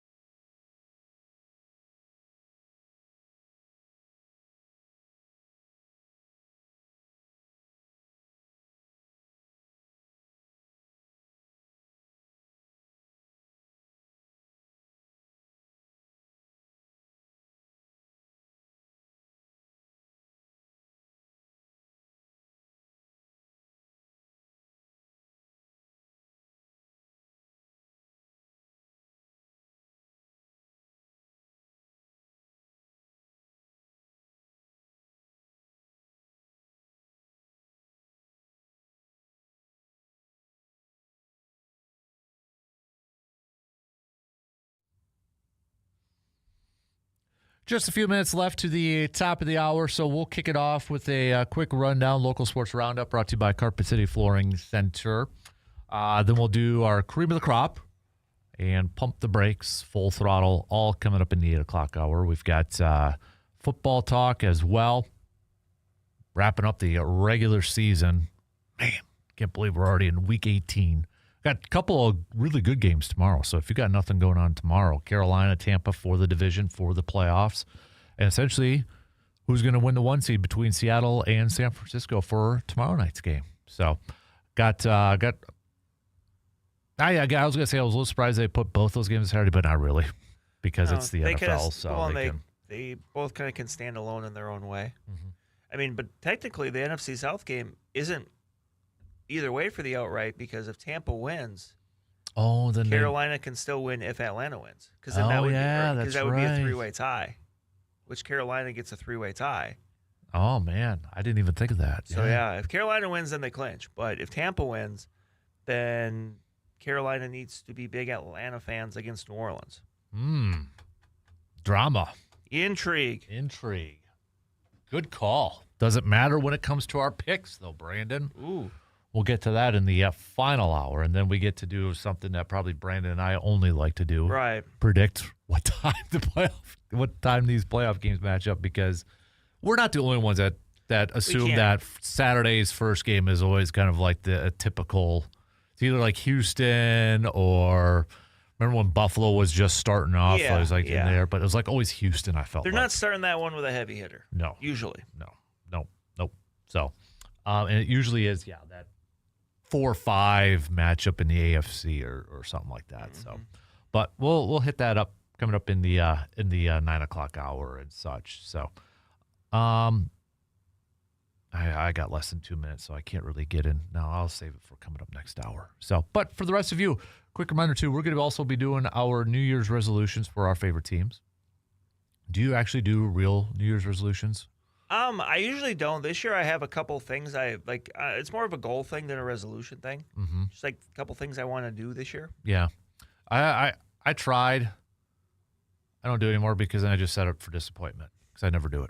So, but if you want to do some resolutions for your favorite teams, Bray and I are going to do ours. We'll probably do that. We'll see how the time goes. Maybe towards the back end of the 8 o'clock hour, but probably 9 o'clock hour too. So we'll do that. Plus bold predictions for 2026. And this can just be sports related all across. Doesn't have to be your favorite team, but it can be. So got a couple people already saying Brewers World Series. There we go. We'll see how that one kind of plays out and such. But it's for fun. So text those on over 715-830-1912. Or you can comment on the video stream, on the YouTube video stream, with your New Year's resolutions for your favorite teams and your 2026 bold predictions for the sports world. So, again, Brandon and I will hit up our list a little bit later on. Shot clock is going to cut me off right now. There you go. Halftime. 2 in, 2 more to go. We'll kick off the next hour. We'll do some local sports roundup brought to you by Carpet City Flooring Center. And then we'll jump into cream of the crop and our AJM Automotive Pump the Brakes Full Throttle. We'll be back after these news updates.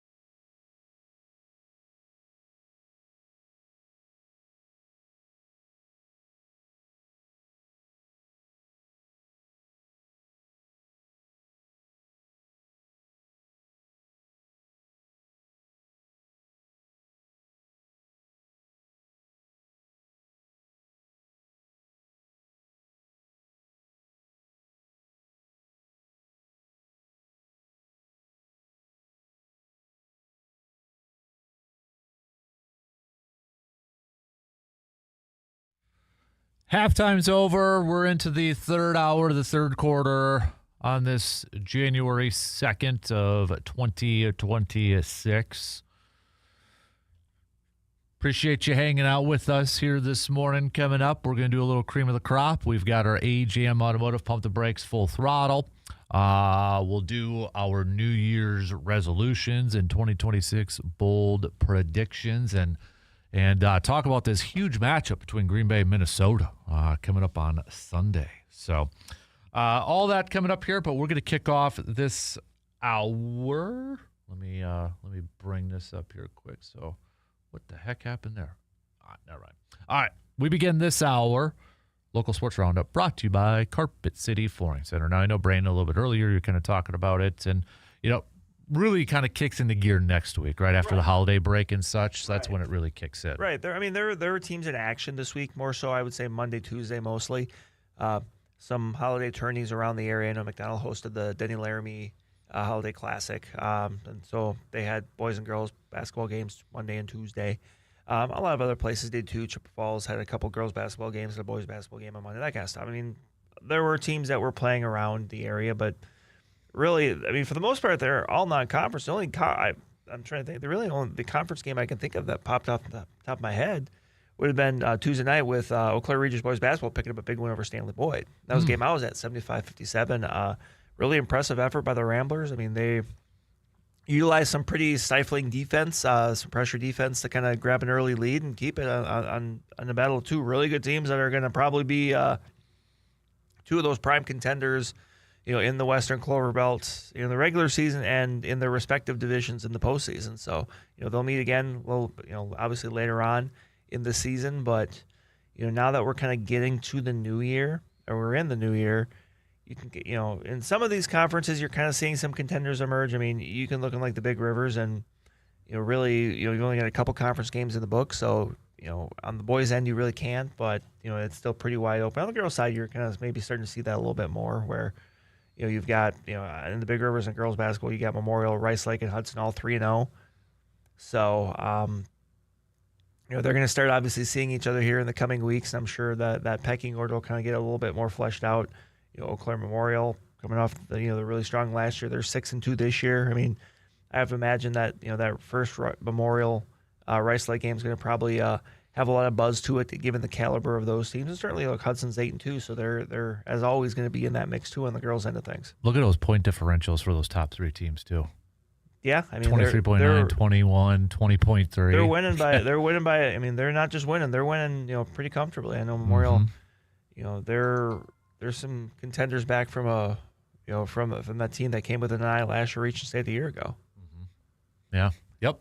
So that's girls basketball. You mentioned a little bit with boys basketball too. I mean, hockey and such. Yeah. I mean, as far as the Big Rivers goes on the boys end of the thing, kind of same last time we talked. Hudson up top. Eau Claire Memorial 3-1. Hudson's already got one win in hand over Memorial, but New Richmond, who has been a prime contender, they're 2-1. Then you get a bunch of teams at 1-2, and then Rice Lake at 0-3. So, but yeah, once we hit the new year, I mean, there's not very many conference games now, but once we get a week or two down the line, suddenly you're going to have 2, 3, 4 conference games in, and really those contenders emerge. So, but yeah, a lot of holiday tournaments in hockey. Teams playing all around the state. Some teams playing in Green Bay. Some teams playing girls teams playing in Hayward. Some teams playing down in Madison on the boys' end of things too. So, those are always a really good chance just to see different teams.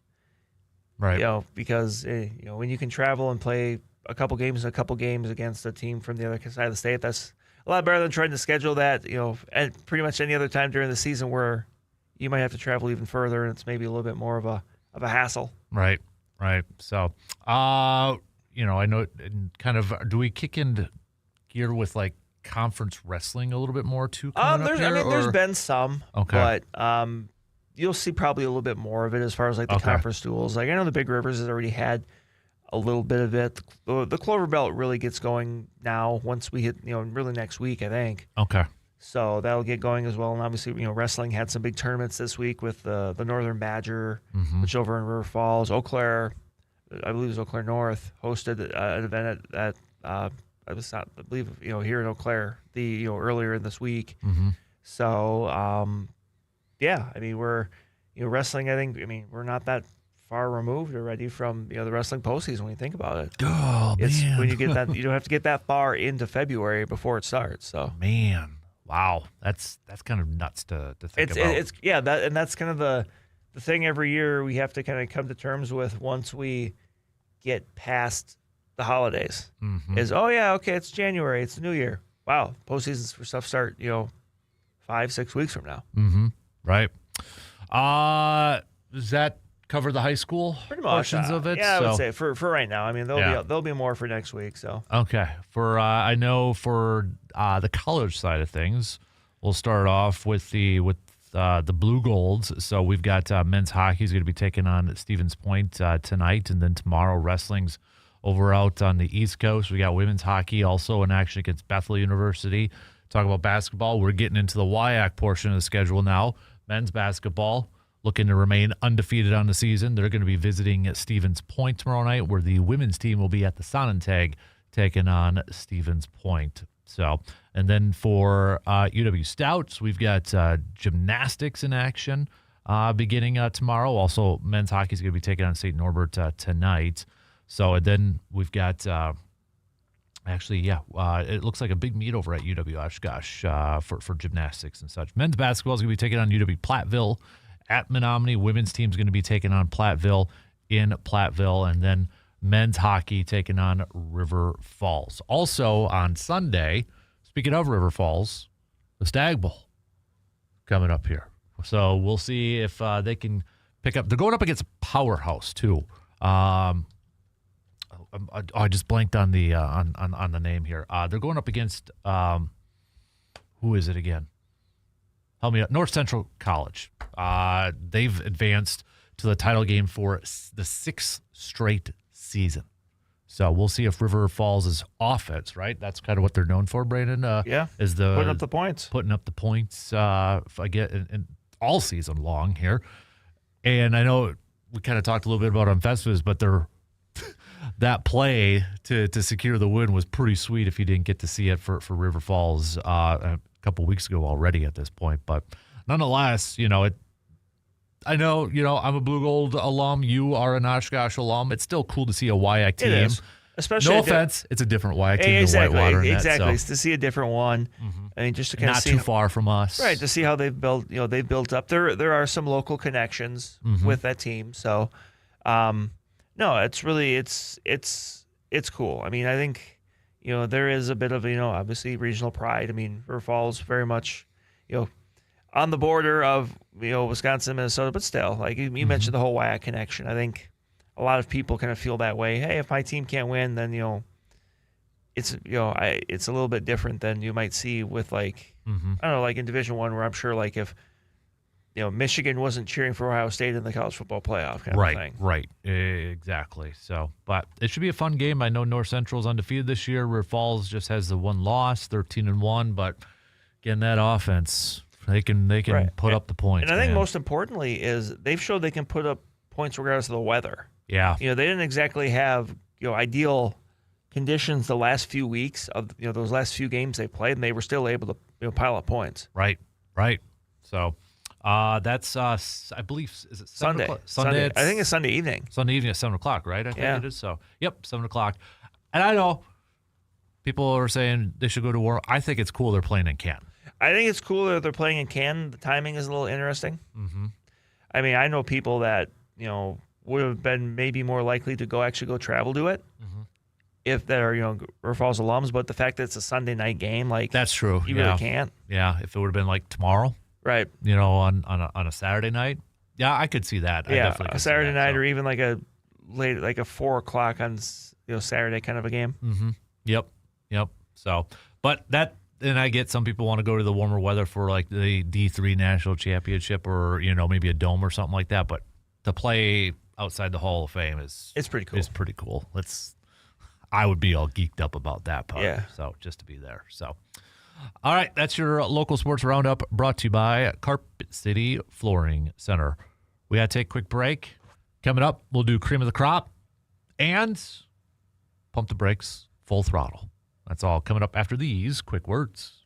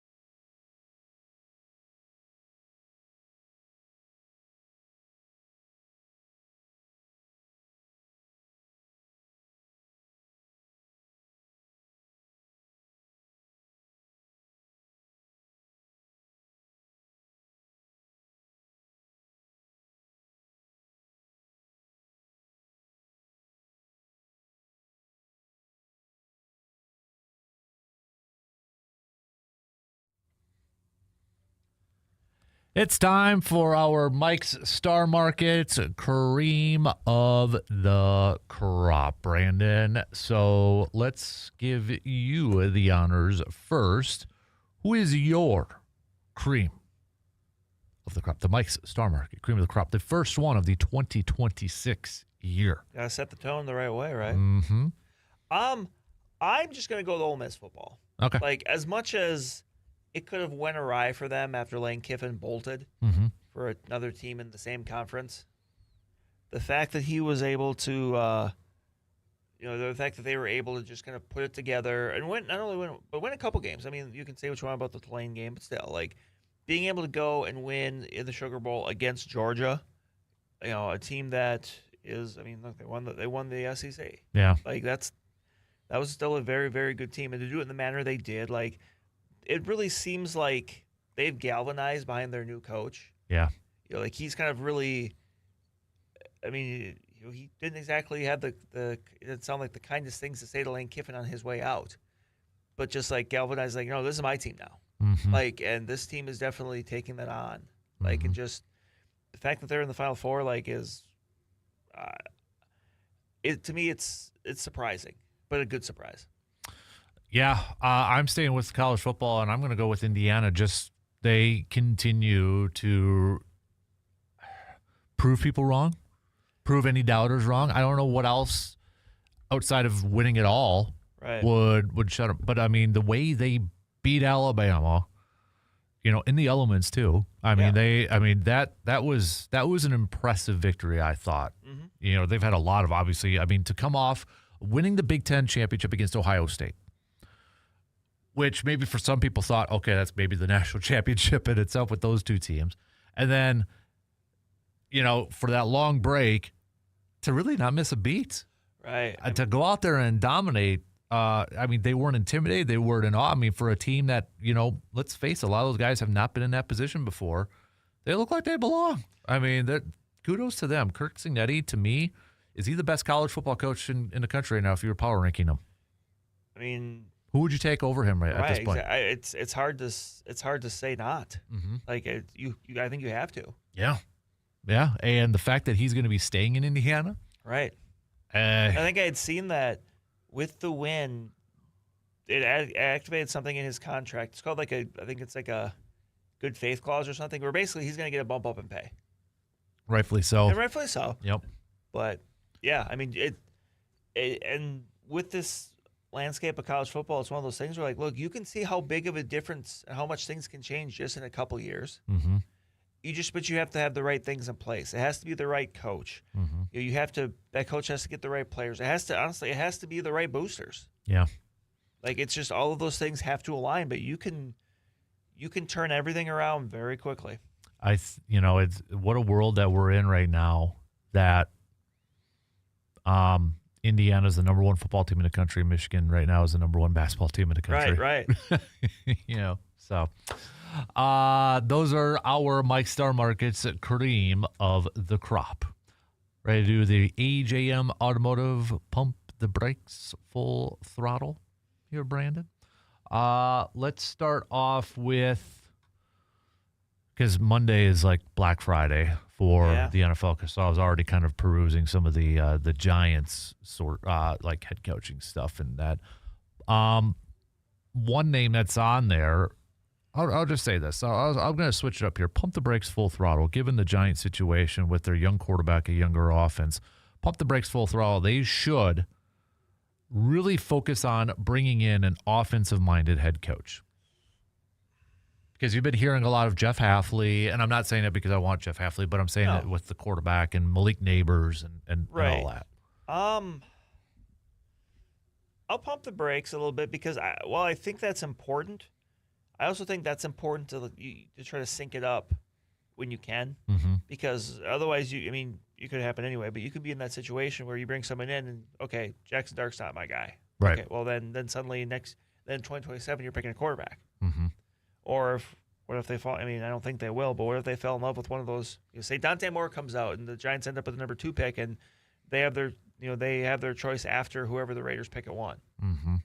Yeah. I just think you can be more focused on getting the right guy. I think that starts there.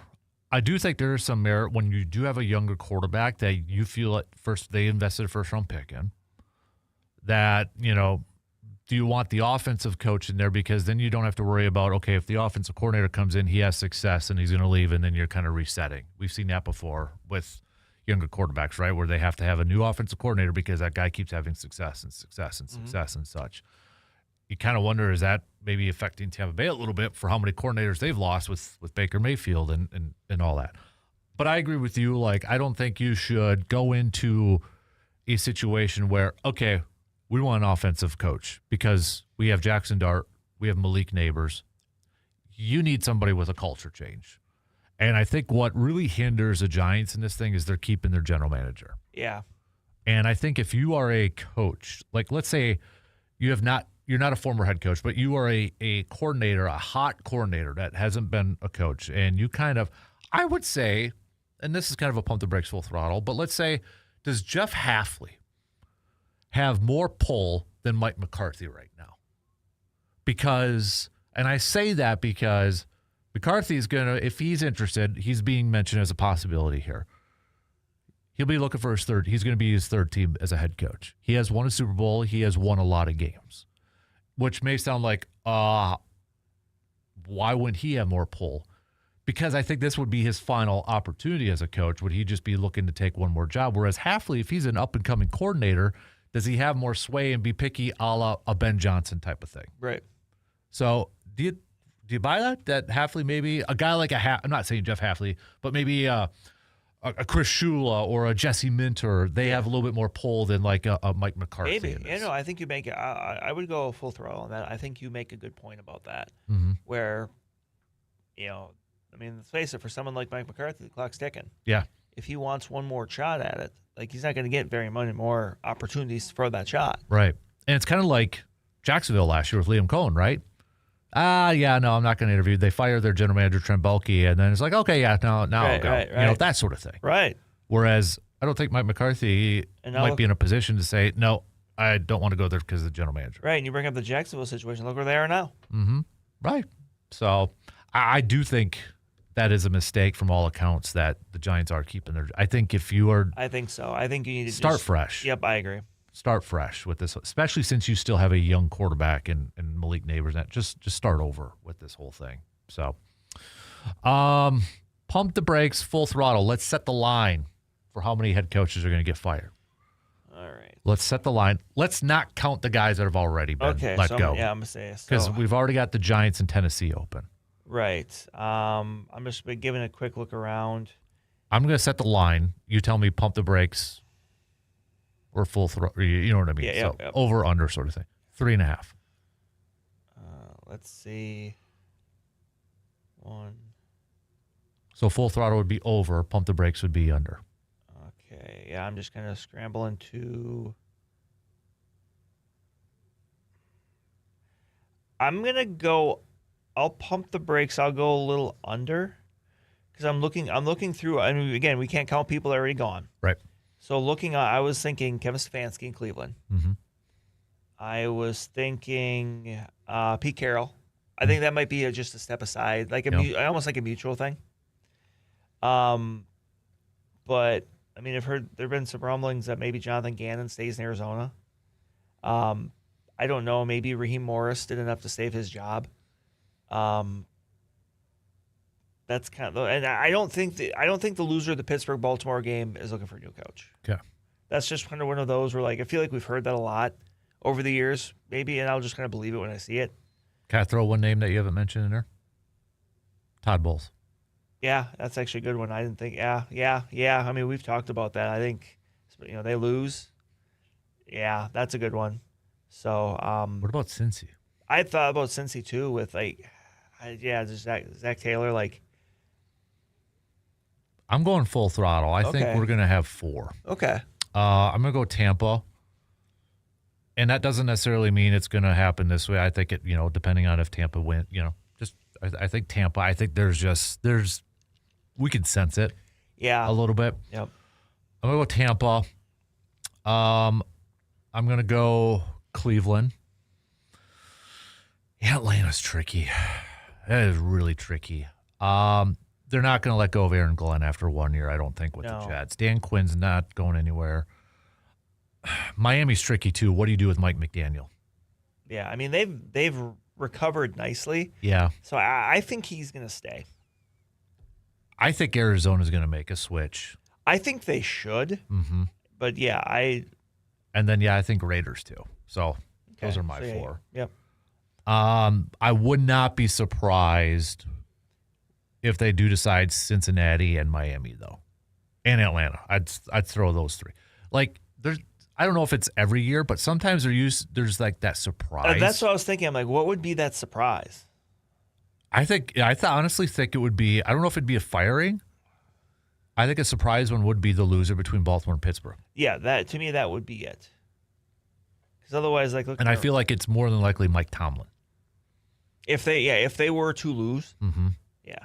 I feel like that would be the one where it's like, if in just all things equal, if I had to pick one that would probably be moving on, I'd still pick Tomlin over Harbaugh after the season, regardless. If I had to pick one that I would feel more like a prediction that would leave, it'd be Tomlin. And I think a lot of teams would probably be lining up too. I think if you're the Giants, if Mike Tomlin's available, you talk about culture change. Yeah. Wouldn't that be something if Cincinnati's like, hey, stay in the division? Otherwise, with the Raiders, Tom Brady, is going to have it. I think it's interesting that the Dolphins have hired Troy Aikman to help find their new GM, and he's going to team up with Dan Marino. It's like 90s flashback here. Yeah. I kind of understand the reasoning where I don't know if you saw some of the reasons, because, he's in the broadcast booth, so he's interviewing with all these pregame. He's talking with people. So, okay, I get some insight there, but that was kind of interesting, I thought. And so I'll throw this out there. Does that affect, I'm assuming it's a temporary thing? Yeah, so, I feel like, that wouldn't affect like the whole Tom Brady, ownership, but he's calling games sort of thing. So I'm assuming that wouldn't affect it there, but I don't think Andy Reid's all of a sudden going to pull a retirement. I don't see that one play. I don't think so. But that would be a surprise. I'd call it a surprise a little bit. Definitely. So, no, I'm like self-doubting something here a little bit. Pump the brakes, full throttle. If the Pittsburgh Steelers lose, this will be Aaron Rodgers' final game.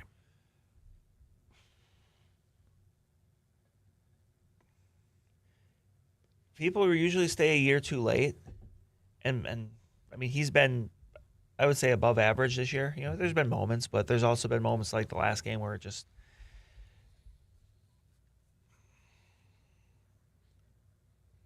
I'm gonna say pump the brakes. I think he might try to give it one more. I'm gonna pump the brakes and say, I think he plays one more too. Here's the key. I'll add a little nugget to it. If Tomlin's back next year, Rodgers is back. Yes, I would agree with that. If Tomlin, for whatever reason, is not, then Rodgers calls it quits. Rodgers does not play for Minnesota. I don't think so. I don't see that one happening. So, does not do that. But no, is that kind of being a little bit under the radar that it could be Rodgers' final game? It could. Are they going to do the whole Sunday Night Football? If they lose, the camera watches him walk off the field. Somehow out of nowhere, Randall Cobb just walks in and he's walking off with him. Yep. So, and then obviously when we get to picks, we'll that'll kind of give us our thoughts on the whole thing. Pump the brakes, full throttle. Trayvon Diggs will have a pick in his Packers debut if he plays on Sunday.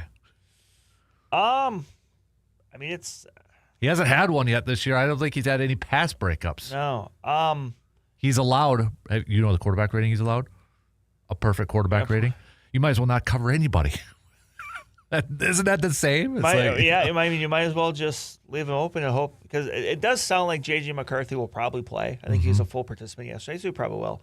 Like, you might as well just leave him wide open and hope he overthrows him. Yeah. But I'll just pump the brakes. I don't even know how much he's gonna play. Like, yeah, I'm pumping the brakes. But the reason I bring that up is for the next one here.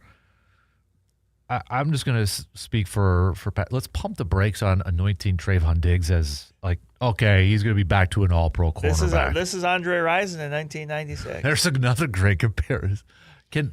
I as a Packers fan, I want it to work. Yeah. But as soon as that got announced, the amount of Packers fans coming out there and just, I'm sure you saw it too. I'm not trying to knock the guy, but let's tell the story. Yeah, what's it been like? What's it been like so far? Maybe a change of scenery would do great. Maybe going back with his BFF Micah will do great. But I can only base this off of what we have seen so far. Mm-hmm. And what we have seen so far for the last couple of years of Trayvon Diggs has not been the greatest. He has not been a great corner. It could work out. I don't know.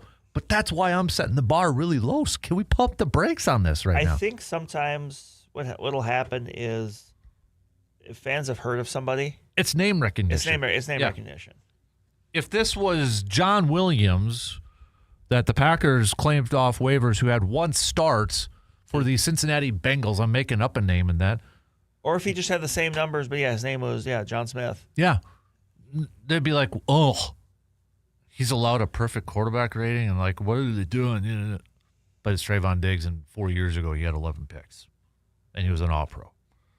Correct me if I'm wrong, though, but I thought in that year, too, like he gave up a lot of touchdowns in that year, I think so. too. I mean, look, generally, if you get a lot of interceptions as a corner, it means people are going after you. Yes. Yeah, that's a great point. Darrelle Revis.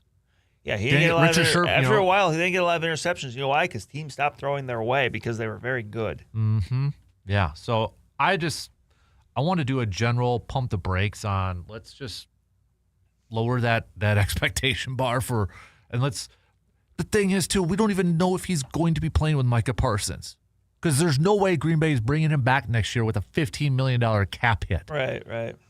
If he's back, it's on a cheaper deal. Yeah, it's so let's just slow the roll here. We don't even know how many snaps he's going to log for Green Bay in his Green Bay career. Let's not print off any jerseys yet of 28 Diggs, okay? Again, I hope it works out. I really do. But we don't know yet, right? We don't know. So I want to go back to the coaching thing. Pump the brakes, full throttle. Because usually, more times than not, we hear about, okay, that's the dude in the coaching market, right? Like the last couple of years, it was Ben Johnson. Ben Johnson was the big fish. He was the guy. Pump the brakes, full throttle. Is Jeff Hafley the big fish on the market this year? I'm going to pump the brakes, but I don't know if there is one.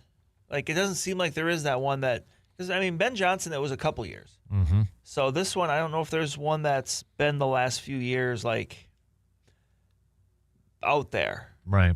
And we don't know about Mike Tomlin. If Mike Tomlin's available, is he the big fish? Probably. I think so. I think you would, especially with, some of these teams, like, we talk about, we were talking about last offseason with like, Pete Carroll, he brings a certain floor to it. He brings a certain competency to it. Mm-hmm. But he had also been out of the game for a few years. Versus Tomlin still in it. Mm-hmm. Yeah.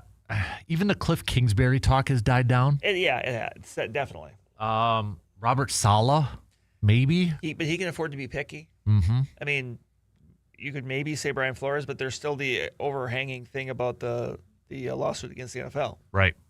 If all things being equal, if that's not going on, he's probably getting a job somewhere this offseason. He still might, but it didn't last very long, and he already shut it down. But maybe was it Marcus Freeman? Maybe. Yeah, like Joe Brady, I think, has kind of quieted down a little bit, the offensive coordinator for Buffalo. Mm-hmm. So this isn't really a pump the brakes full throttle, but this is a question I've been thinking about for the last few days that I wanted to get your thoughts on. Which defensive coordinator is more important to their current teams, Brian Flores or Jeff Hafley?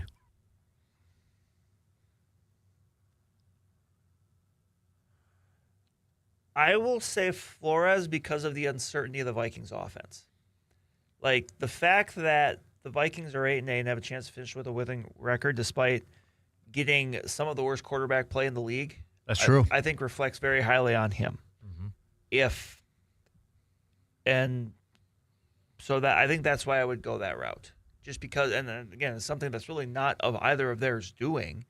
It's just kind of what they have on the other side. Like they've had a much smaller margin of error to play with to get to to kind of scratch and claw for the 8 wins that they have, because the quarterback play, whoever's been back there on the most part, has just been bad. Mm-hmm. Yeah. I've been thinking about that going back and forth. I think it's close, but It is. Yeah. You know, and you look at from when Kevin O'Connell first started with Minnesota and your first defensive coordinator. Yeah. Ed Donatel. And brings in Flores after that. The immediate improvement. I mean, we're talking about worlds of improvement. Right. I think I'd probably give you the advantage or give Minnesota the advantage a little bit. You look confused, confounded. No.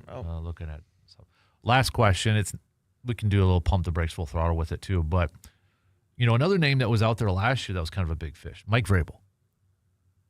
He's on his second run as a head coach. Robert Saleh, Vance Joseph, even you can throw him on there. We'll throw Mike McCarthy in there because he is a former head coach. But of the coordinator, Cliff Kingsbury, I guess, is a former head coach too. Of the guys that are potentially available, going on their second or third run, who do you think has the best shot to pull a Mike Vrabel in their first year run if they do get a job? And you know what I mean by that is like all of a sudden, boom, first year. I was going to say maybe it's just me being a bit of a homer, but I was going to say Brian Flores. Brian Flores too, yeah. That's the other name. Yep. Depending on where that is, like he can afford to be kind of picky and choosy with it. Can he though with that lawsuit? That's the other thing. Because what if a team does offer him something? But I mean, like if it's I'm trying to think of a bad, like if Cleveland offers to him or the Jets. Let's just say if the Jets were open. Because I think he's from Brooklyn, so like there's the kind of the New York connection with maybe what about the Giants kind of a thing. Like, I mean. He has been very contrite about kind of what went wrong with his relationship with Tua. Yeah. But now in hindsight, it's kind of like, okay, but at the same time, looking at what's happened with Tua, it's like, okay, but, obviously he was definitely not in the right there. But at the same time, it's like, okay, but it's not like he was dealing with someone that was no pro kind of a thing. Should throw Matt Nagy in there too because he's getting talked about as. Yeah. Even, I mean, obviously things have went the way they went with Kansas City, but. Yeah, I'll just say Brian Flores for that sake. I might go Robert Saleh. Just because I think that Jet situation was just so awful to be into. Fair. Yeah. I think both. I think Flores is a good one. Just to be different, I'd probably throw Robert Saleh in there too because I do think I like Robert Saleh a lot. I think he is a good coach, and I think players love playing for him. I think he just got caught in that whole melee of craziness that was the Jets. And I hope he gets another legit shot. And like Flores, like you said there too, and I think you said it was solid, he can be picky. And I think he should be picky with his next one. And I think after his first experience, he will be. Because he knows, like, hey, I can just stay here and be the defensive coordinator for a really good 49ers team. Yeah. I mean, look what they've achieved despite being so beaten up with injuries. Right. And I think, even if it's not with the 49ers, he will be a defensive coordinator wherever he wants to be practically. Right. If there was, I'll just throw this out, it wouldn't be necessarily their way, but let's say Pittsburgh decides to move on from Mike Tomlin. And Robert Saleh's a stable franchise that isn't very quick to move on from head coaches. Yeah. Granted, you don't really have your quarterback there. Right. But that would be one if it were to open. Cincinnati, maybe? You got your quarterback and wide receiver, then you bring in a defensive coordinator. I don't know. But. Yeah, I mean, there's nowhere to go but up with that Cincinnati defense. Oh, interesting. All right. We're in a little OT, so we got to catch up. We'll take a quick break here. But we'll be back coming up after these quick words.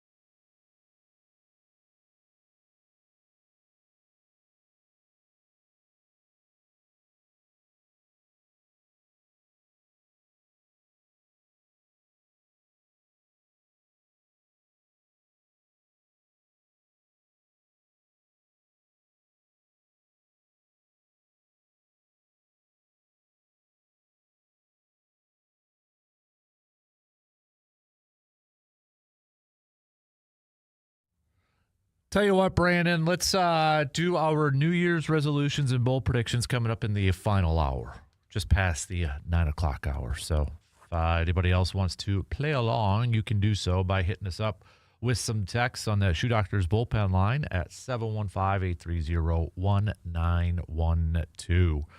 But as we gear up for this regular season finale, the border battle, I'm donning my green and gold. You are donning your purple and yellow. You geeked up for this matchup, man. I mean, like you said earlier in the program, too, I can't remember the last time that, and I'm sure there is if we go down to the books and such, but, you know, this late in the season, especially the last game of the season where it was kind of like, doesn't matter. Like, I want guys to stay healthy more important than the win at this juncture. Right. I mean, there's just, the Packers are locked in the 7th spot. The Vikings are out of the playoffs, so there's not a whole lot hanging in the balance in that way. So, yeah, I mean, the Packers are starting Clayton Tune.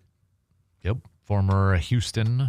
Got to start with the Cardinals a couple of years ago. So, and, you know, I kind of threw this out in the first hour. I don't get into this a whole lot, but I understand why some fans do. Who would I rather have Green Bay play?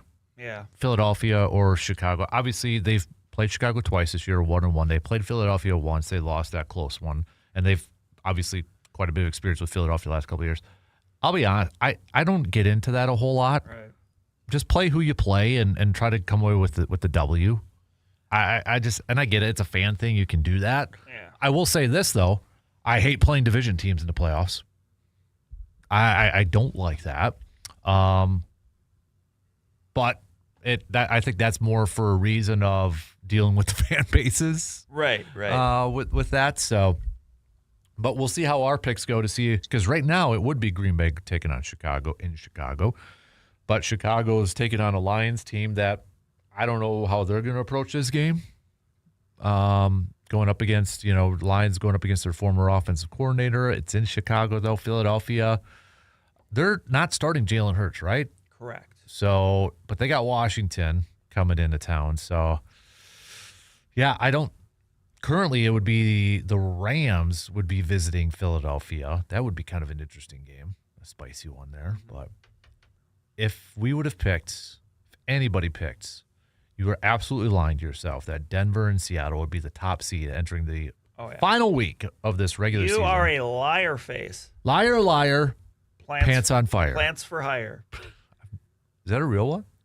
I've never heard that.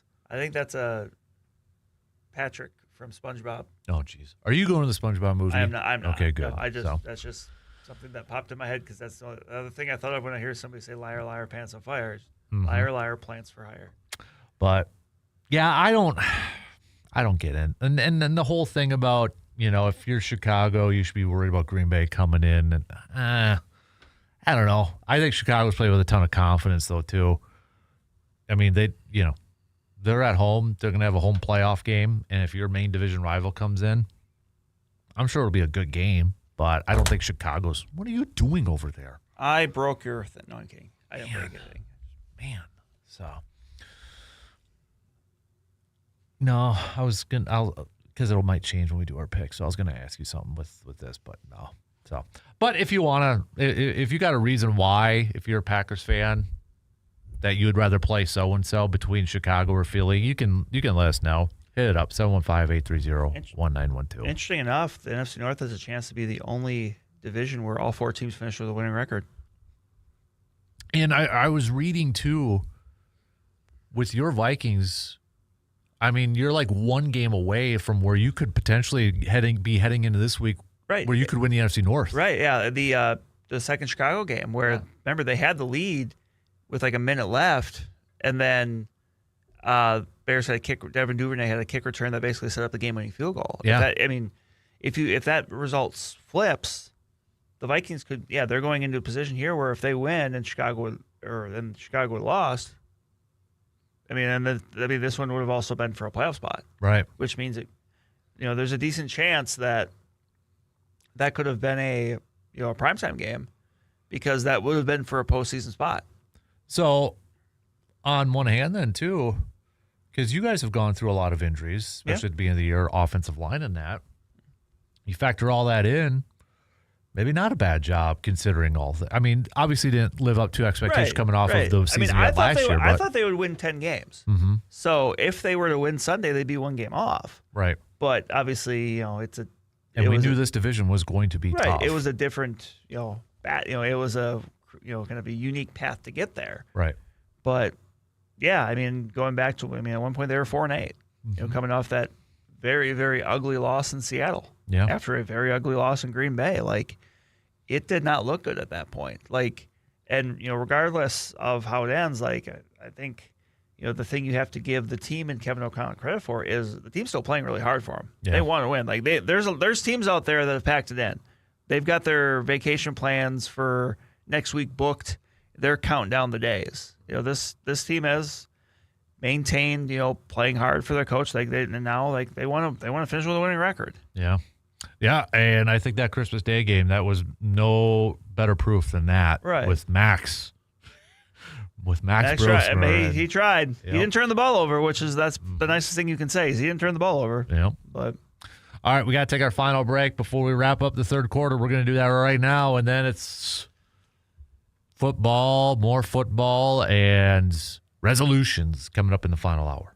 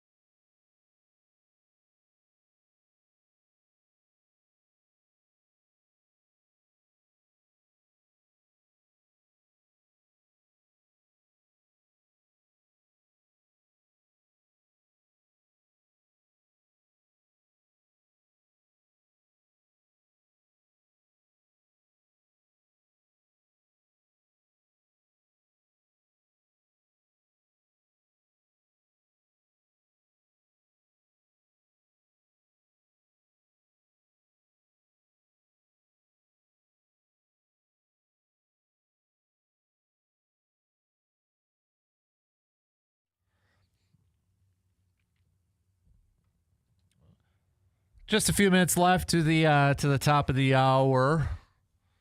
Then the final hour for the first day of the 2026 year. Then we're off for the weekend. So there you have it. But final call for any bold predictions for the 2026 sports year and for any resolutions that you may have for your favorite teams. So, and then we'll I'm excited to get to our picks, not only for the Week 18 slate of games, but how we see the playoff schedule. Brandon and I might be the only geeks that enjoy doing this part, but guessing what the wild card weekend schedule is going to be. And then the Monday night game, which I'm not a fan of for the postseason. I hate it. I think it was 2020 where they did it was like noon, 3:37. Yep. That was awesome. Yep. That was awesome. I love that. Yep. I hate Monday night football for playoffs. It's just I don't know. I just feel like it's such a disadvantage. I even though usually that team is playing again that next Sunday, so it's like date wise, it does. It's not. I'm with you. I don't like it. No, and it won't change. Nope. I mean, now that they've done it, it's like Thursday night football. It's as long as they don't do a Thursday playoff game, that would. Oh my gosh. Gosh, can you? Yeah, I guess don't put anything past them, but that one would be yuck. So, but. And that one, I mean, yeah, that one's hard to pick too. The weird thing in this whole thing, I think, when we get to our picks, is that Baltimore-Pittsburgh one, since it's a Sunday night. Do you know where I'm going with this? With where to slot that winner? Yeah, because you're probably not going to have. You mean you could do a short week? Maybe. You know where I'm going with this. Yeah. You know. I do. Oh, yeah. All right. Do you want? Yeah, we already did that. Never mind. So I was going to say coaches getting fired, but we already did that. So, all right. Shot clock's going to cut me off here in about 15 seconds. So we'll kick it off. We'll do our bold predictions for the 2026. And then we'll do some resolutions for our favorite teams since it is one day after New Year's. So we'll do that, and then we'll get to our picks. We'll do an expanded version of our picks because we got a lot to get to. So, all right, 3 in, 1 more to go. Stick around, you crazy kids. We'll be back in just a jiffy.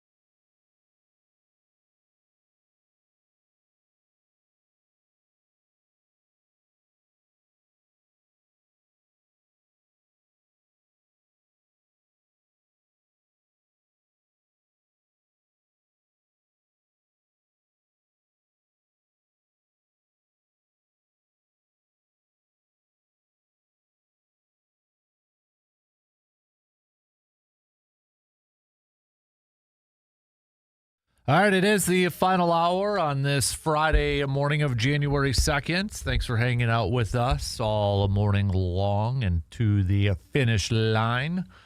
Got Brandon sitting across from me. Coming up, we'll get to our final week of picks, which will determine the playoff picture in the NFL. So we'll get to that. We're going to do a little early version of picks when we get to that too. So, but let's have a little fun, Brandon. Let's have a little fun. It is the new year. By the way, when do we stop saying Happy New Year? What's the grace period? Monday? Maybe, yeah. Get a weekend in on it? Give the weekend, yeah. Yeah, Monday we can stop saying Happy New Year. So, but with it being just the second day in the new year, Brandon had an idea. I had an idea and said, let's just do both of them. Because, to quote you, Brandon, probably not a whole lot to talk about Packers-Vikings game to preview with that one, because normally we'd probably be doing like keys to victory, key matchups, and all that. All right, here I'll tell you, key to victory or key matchup for Green Bay, stay healthy. That's all I care about. All I care about in this one. So, obviously you probably don't want to get shellacked and have a little like confidence, but honestly, health. That's all I want because we're running out of bodies here. So, but let's kick it off with some bold predictions. So the bold predictions, it could be for any sports thing. Okay, this was kind of your right. You mostly for all sports, right? So yeah. Obviously we can have our favorite teams in there too. But bold predictions for 2026, and then we'll do some New Year's resolutions for our favorite teams with that. So I'll give you the honors. All right. Some bold predictions. My bold prediction, and it's gone a little bit against what I generally think, but in the interest of being bold, my prediction, or number one, will be there will not be a lockout after this year in Major League Baseball. Ooh, that is bold. It is bold because I think there will be. Yeah. And it'll get pretty ugly. But I'm going to say that for however reason, my bold prediction, number one, is it gets figured out. There is no lockout. Okay. All right. That's good, man. I don't know if I can agree with that one, but I don't know if I agree with that, but I can give. All right. Do we want to go back and forth on this, or do you just want to go through your list? Because we might not have the same amount. I only have a couple, but we can go back and forth. So, okay. Go ahead. My bold prediction, this will be the last year we see LeBron James play. I think after this year, it's done. It's finito. The career is over. Part of me almost kind of like you. I don't know if I'm fully on board with it yet because I almost feel like he'd want the Swan song. Yeah. Like the farewell tour. Yeah, everywhere he goes, he gets, Yeah. Yep. But I don't know. It's just, it's kind of a quiet LeBron year, which makes me wonder, is it going to be the fun? So I'm going to say 2026, bold prediction. Again, these are bold predictions. Final year of LeBron. What do you got? All right. My next one it goes to the NFL and actually goes to the AFC North.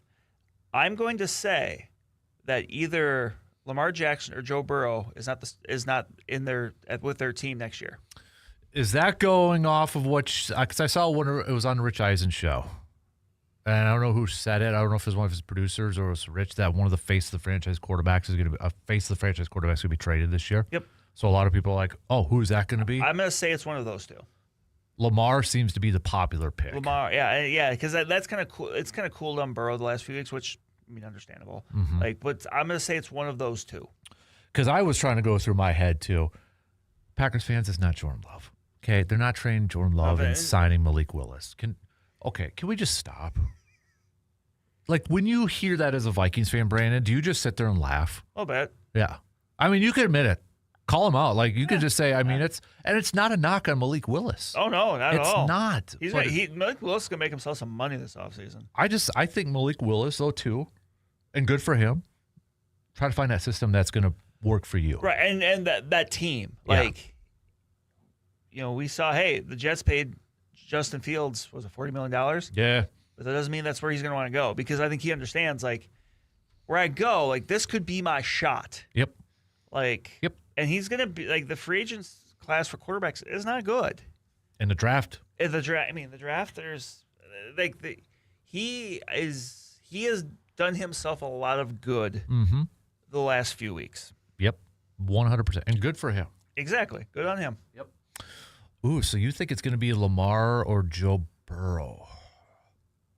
Lamar seems to be the obvious. Like, I was going through that. Like, what do you define as a face of the franchise quarterback? Like, Baker, do you define as a face? Yeah. Do you like Kyler Murray? Do you? I don't. Yeah.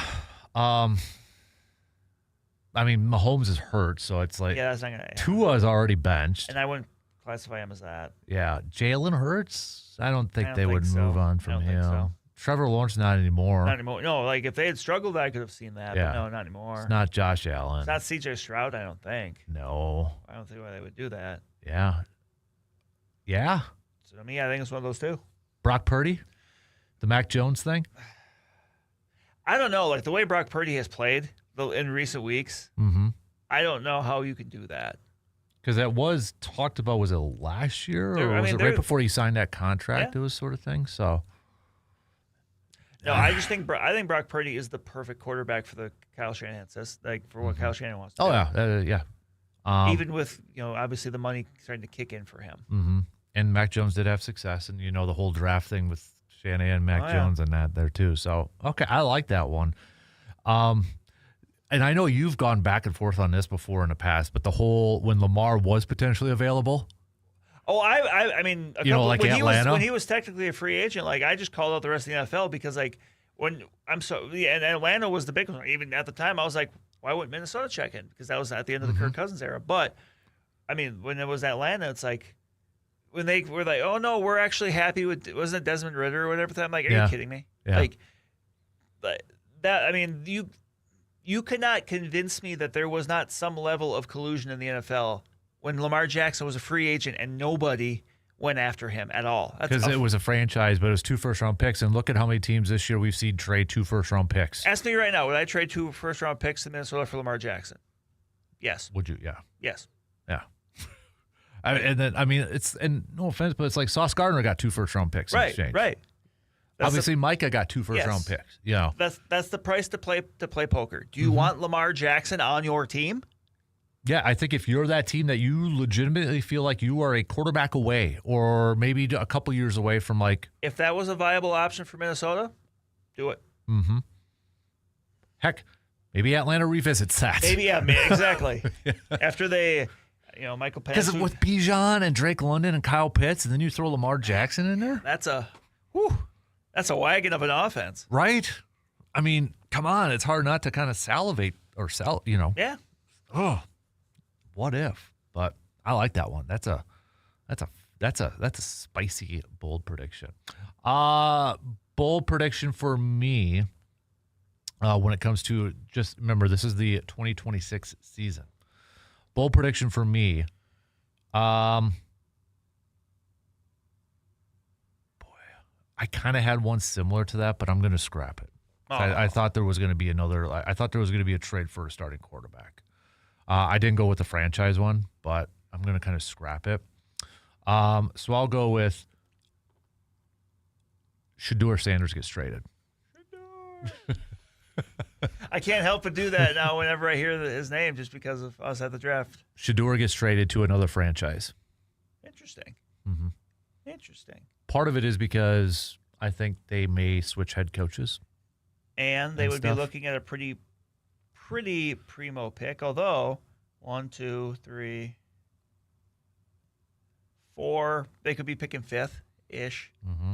Assuming Fernando Mendoza goes number 1 or Dante Moore if he comes out. I'm going to give you the team that he gets traded to. Okay. The Raiders. I'm going with the whole Brady connection again because Brady mentored him. Okay. I said it during the draft.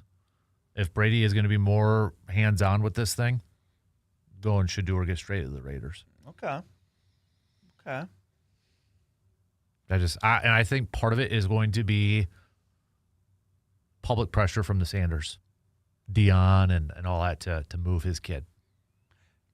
Las Vegas, obviously a lot closer to Colorado. That too, but maybe if that's a thing. And honestly, if Pete Carroll is still there next year, I think Pete Carroll can handle a Sanders personality. Look at all the personalities he dealt with in Seattle. So, and then by that, I'm assuming then Geno Smith is he traded? Is he demoted to backup? Backup, Kirk Cousins-esque. But I think Shedeur gets traded. Bold prediction: Shedeur gets traded. Okay. So, Got another one?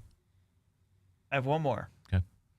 Which I don't know if it classifies as bold, but I guess in the abstract it's bold. The Bucks trade Giannis. I was wondering if you were going to go there. Yep. Because mine's the opposite. Bucks don't trade Giannis. So.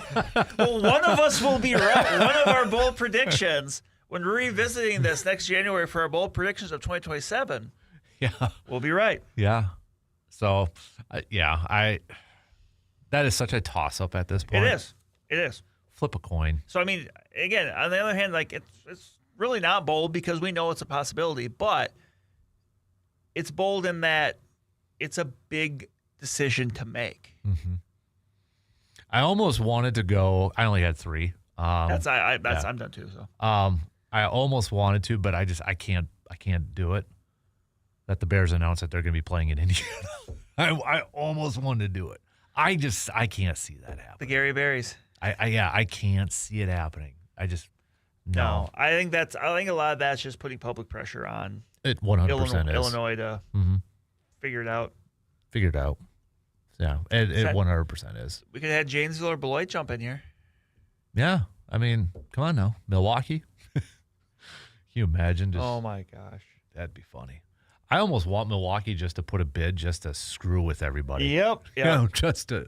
Although then you probably have some Packer fans that weren't happy. They wouldn't be, but I mean, we could say that Farron Rodgers owns the Bears, then Wisconsin owns the Bears. And it would be, I mean, put in an obviously not legitimate bid. It's like people obviously people like, oh, this Warner Brothers Discovery is up for sale, and it's like, oh, someone bid like $25 billion. Someone's like, I'll throw in like $10 million.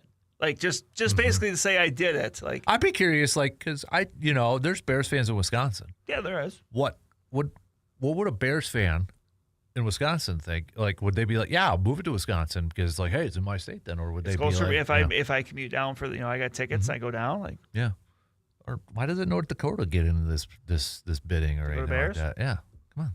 So they've already got really good FCS college football, I guess. Mm-hmm. That's true. Which they do. Mm-hmm. All right, you ready for some New Year's resolutions? I am. This one is for our favorite teams. Yeah. Do one. I'm going to do one for each of my favorite teams. That's kind of what I've got figured out. All right, I'll give you the honors again, sir.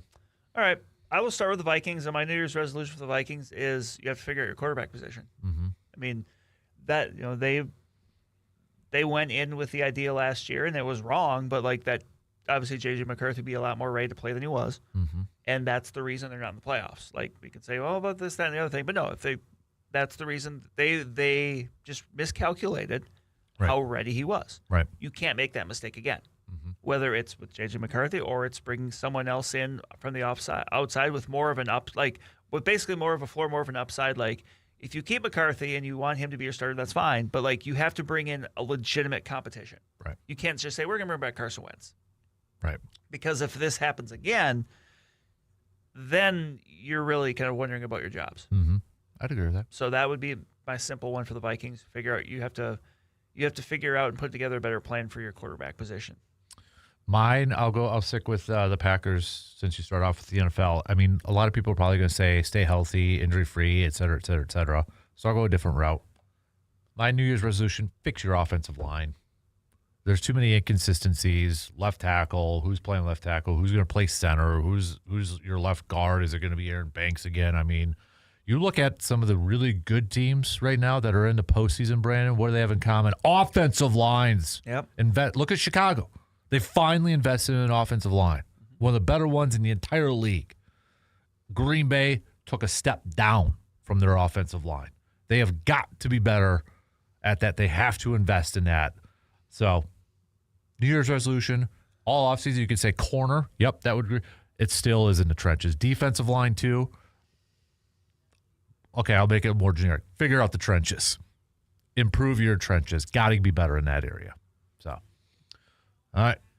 Next up. I will go with the Brewers, and I will just say, I was trying to think of the best way to phrase this, but make a significant, feels like it's a bit too weighty, but I'll just say that anyway. Make a significant move of note to help the offense.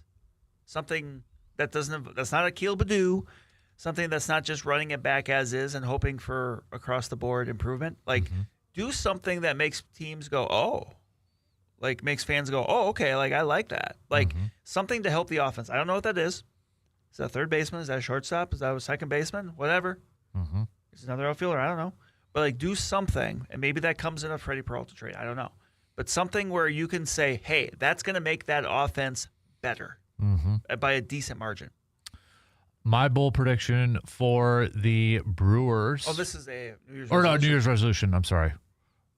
I was going to actually, bold prediction, I actually was going to say this one, but I forgot it, was Bryce Terang was going to get MVP votes next year. Hey, there you go.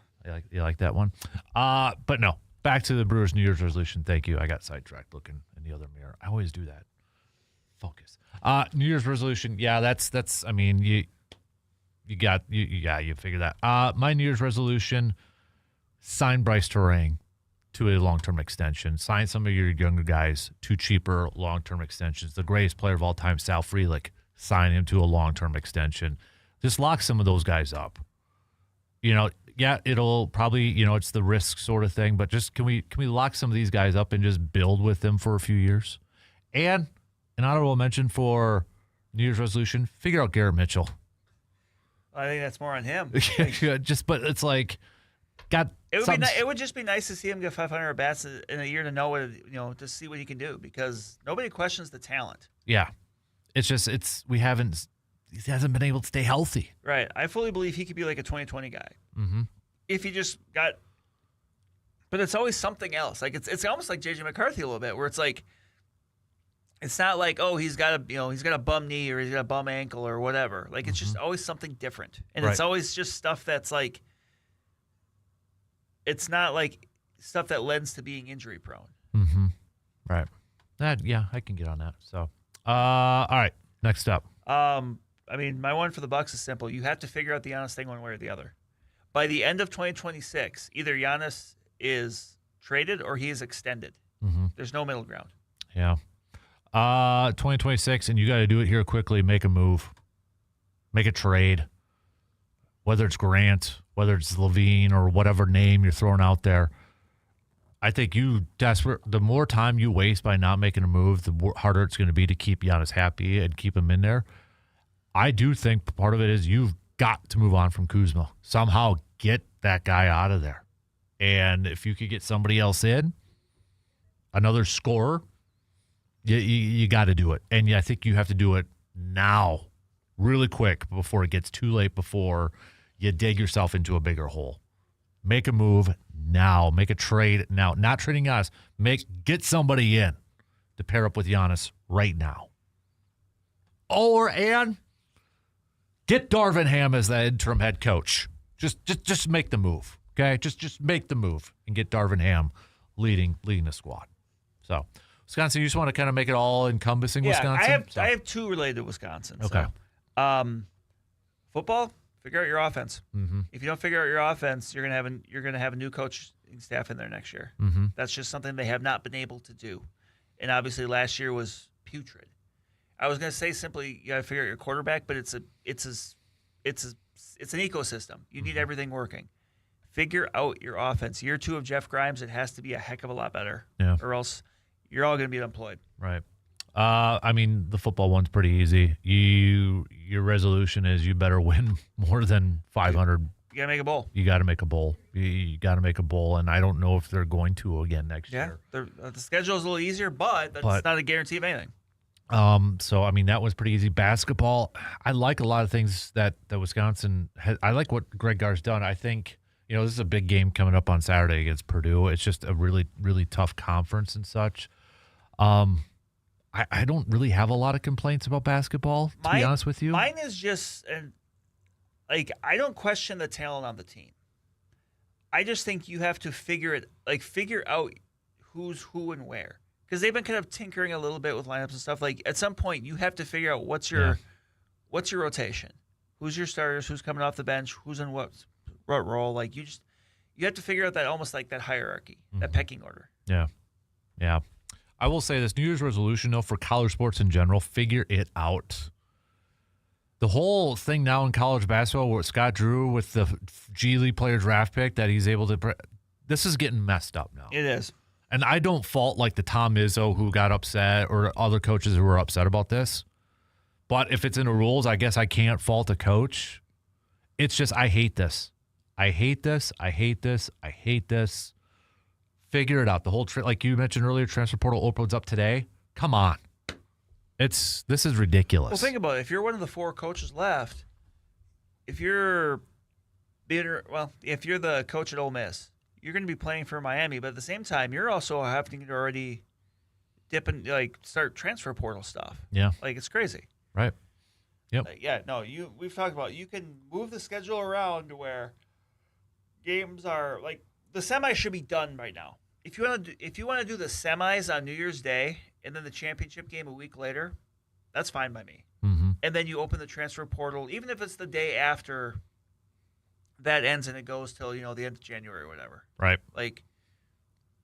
You have to. Yeah. Yes. It's abysmal in football that way. Mm-hmm. Yep. I agree. All right. Those are our New Year's resolutions for our favorite teams. We got to take a quick break and then another quick break shortly after that so we can get to picks here. So we'll do that right now. We'll be back in just a couple minutes.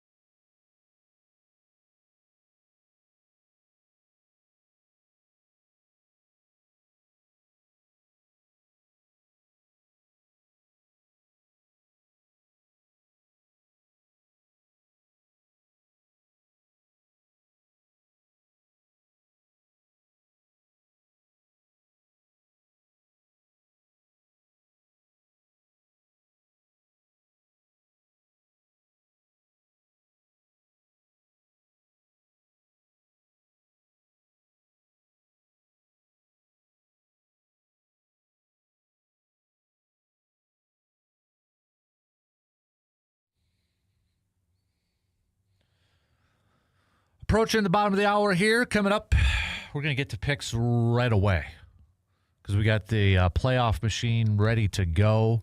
This will determine, with our picks, we'll determine who makes the playoffs. Super Bowl. Super Bowl. I mean, we won't do that till next week.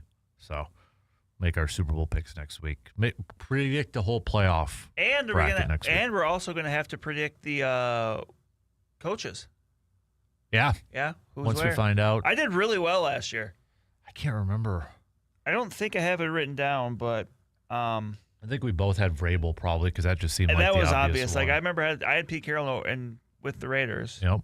I think I had Pete Carroll with Chicago. Ben Johnson, I think I went with the Raiders. Yeah, I don't think I must have deleted it. My predictions I had, but I felt good about mine from last year. Did you have Flores getting a job somewhere? I might have. I can't remember. I think I did. Although I had Josh McCown with the Jets, I remember that didn't go anywhere, which probably a good decision. I had that one because I said the Jets and Aaron Glenn used to play there, so that was my pick. Yeah. But I think that's all I got. Yeah. So, but yeah, you're right. We'll have to do that too, Yep. as long as there isn't any hires right away. Right. Vrabel was really quick with the Yeah. Patriots, so but that was pretty easy. Yeah. At that point. So, but all right. I'm sure there's some conversations already going on. I'm sure because they no, they don't because they follow the rules. Everyone T. follows the rules. Nobody To ever the T. speaks to each other when they're not supposed to. Has anybody even asked McCarthy if he wants to coach again? He sure seems like he's comfortable in Green Bay right now, or De Pere, or Door County, doing his weekly appearances on McAfee. That would be really funny if he's connected to all these jobs and somebody happens to be like, nah, I'm done. Yeah, I'll be honest. I don't know if Pat's even asked him on the shows yet, or it's one of those "don't ask me." Yeah, sort of thing. Maybe there's they've said okay, during the year don't say it kind of thing. Yeah. Yeah, I don't know, but because he's living back in Green Bay area, Door County, so maybe he doesn't want to go to New York, or he's already experienced Dallas and that. So I don't know. I would think he would be in a spot where he could be comfortable the rest of his life. So you would think so. You'd think so, but.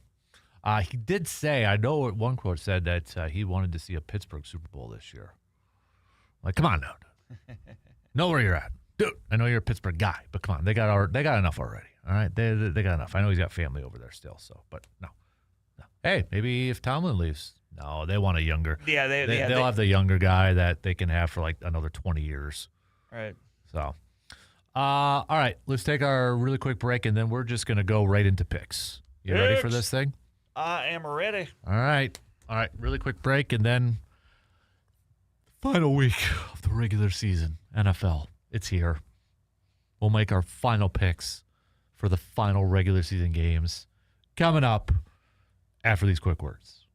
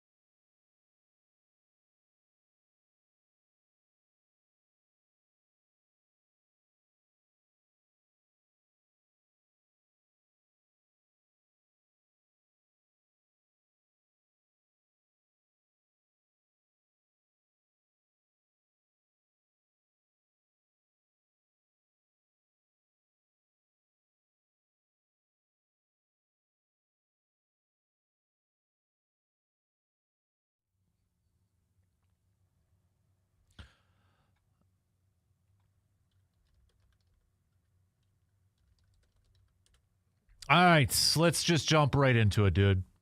Let's get to our picks. And we don't even need to wait for the Packer game to be our last pick in this thing. We're going to go right in the order of the NFL playoff machine. Hustle in, hustle out, right? Yeah. It starts tomorrow.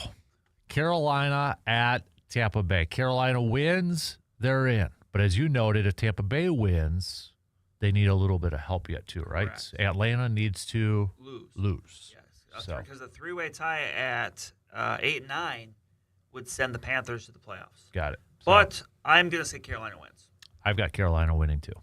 So I just think the wheels are coming off for Tampa now. I think so. We're seeing the end here. This one's tough now.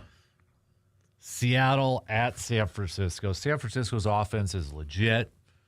I mean, they're amazing. Their defense does give up a lot, though.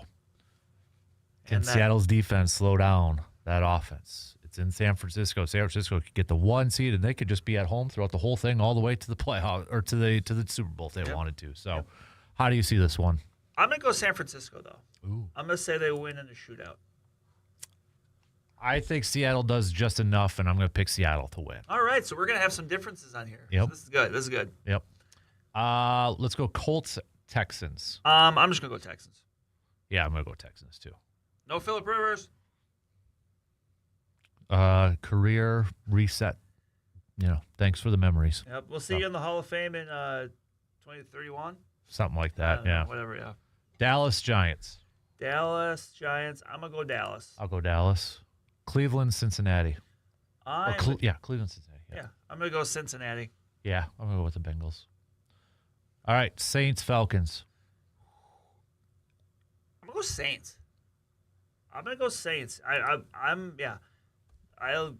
They were playing really well. I think coming off the big Monday night win for Atlanta, I think maybe there's a skosh of a letdown. Mm-hmm. I'm going to go Saints. I'm going to go Atlanta. Kirk Cousins gets the win in his final start for Atlanta. So, Green Bay, Minnesota. I'm going to take Minnesota in this because they're playing. You don't have confidence in Clayton Tune? I'm going to pick Minnesota too. That 9-7-1 record does not look good anymore. No. Tennessee at Jacksonville. I'm going to take Jacksonville. Mm-hmm. Does Jacksonville have a outside shot to still get a 1 seed, or is that over with? They can get the 1 seed. They need Denver and New England to lose. Okay. And then obviously they need to win. Okay. I'm going to go Jacksonville too. Cardinals at the Rams. The Rams are playing their starters. Mm-hmm. I will go Rams in that case. I'm going to go Rams too.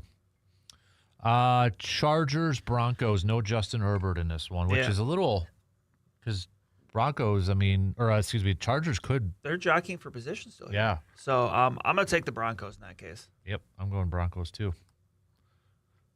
Then we've got Kansas City at the Raiders. Oh. Yeah. Buzz, your girlfriend. Woof. The Raiders can't mess this up, right? Oh, they can. They can. Yeah. I mean, they won Tank Bowl last week. I am going to take the Chiefs, though. I don't feel good about it. I'm going to take the Raiders just because. Okay, the Raiders are going to mess it up? Okay, good. Yeah. Good. Yeah, I'm going to take Raiders. Dolphins at Patriots. I'm going to go Patriots. I'm going to go Patriots, too. Washington, Eagles, no Jalen Hurts. I'm still going to go Eagles, though. Because they could be playing for some positioning, too. A little surprising there, but I'm going to go Eagles as well. So, Detroit at Chicago. I'm going to go with the Bears. Bears. Last week's game against Minnesota did not give me a lot of confidence in Detroit. I got to go to Bears then. If it was in Detroit, would it matter to you? Maybe a little bit. Maybe? I think so. That was just bad from Detroit last week. That was rough. That was really bad. Jets, Buffalo. Buffalo. And then Baltimore in Pittsburgh. Every time I feel like the Ravens are about to take control of the division, they don't. So with that being said, I'm going to take Pittsburgh. I am going Baltimore. Just run Derrick Henry. Why are we making this complicating? Run Derrick Henry. It shouldn't have taken them that long to come to that conclusion, but... Right. So, all right, we got a few different picks here. We do. My AFC playoff field would look like Denver with the 1. New England would have the 2, where the Chargers would come visit them. Jacksonville would be the 3, with Buffalo coming to visit them. And then Houston at Baltimore in a 5-4. NFC, mine would be Seattle with the 1, Chicago with the 2, where they would host Green Bay. Philly with the 3, they would host San Francisco. Carolina with the 4, they would host the Rams. Yours would be, let's look over here, AFC, Denver 1, New England 2. So we pretty much have the same, except for you have Pittsburgh and I have Baltimore. Everything else is the same. Is it? Okay. Yeah. Well, and then the NFC, we have a different one. No, I meant AFC. Oh, sorry, Yeah. NFC, you have San Francisco as the 1. We have Green Bay, Chicago.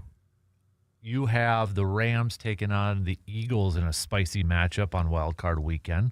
Spicy meatball. And Seattle at Carolina, West Coast, East Coast, for that one. So that's how we have it all picked. You ready to do now? You're gonna have to keep track of your own playoffs. I will, but tell you what.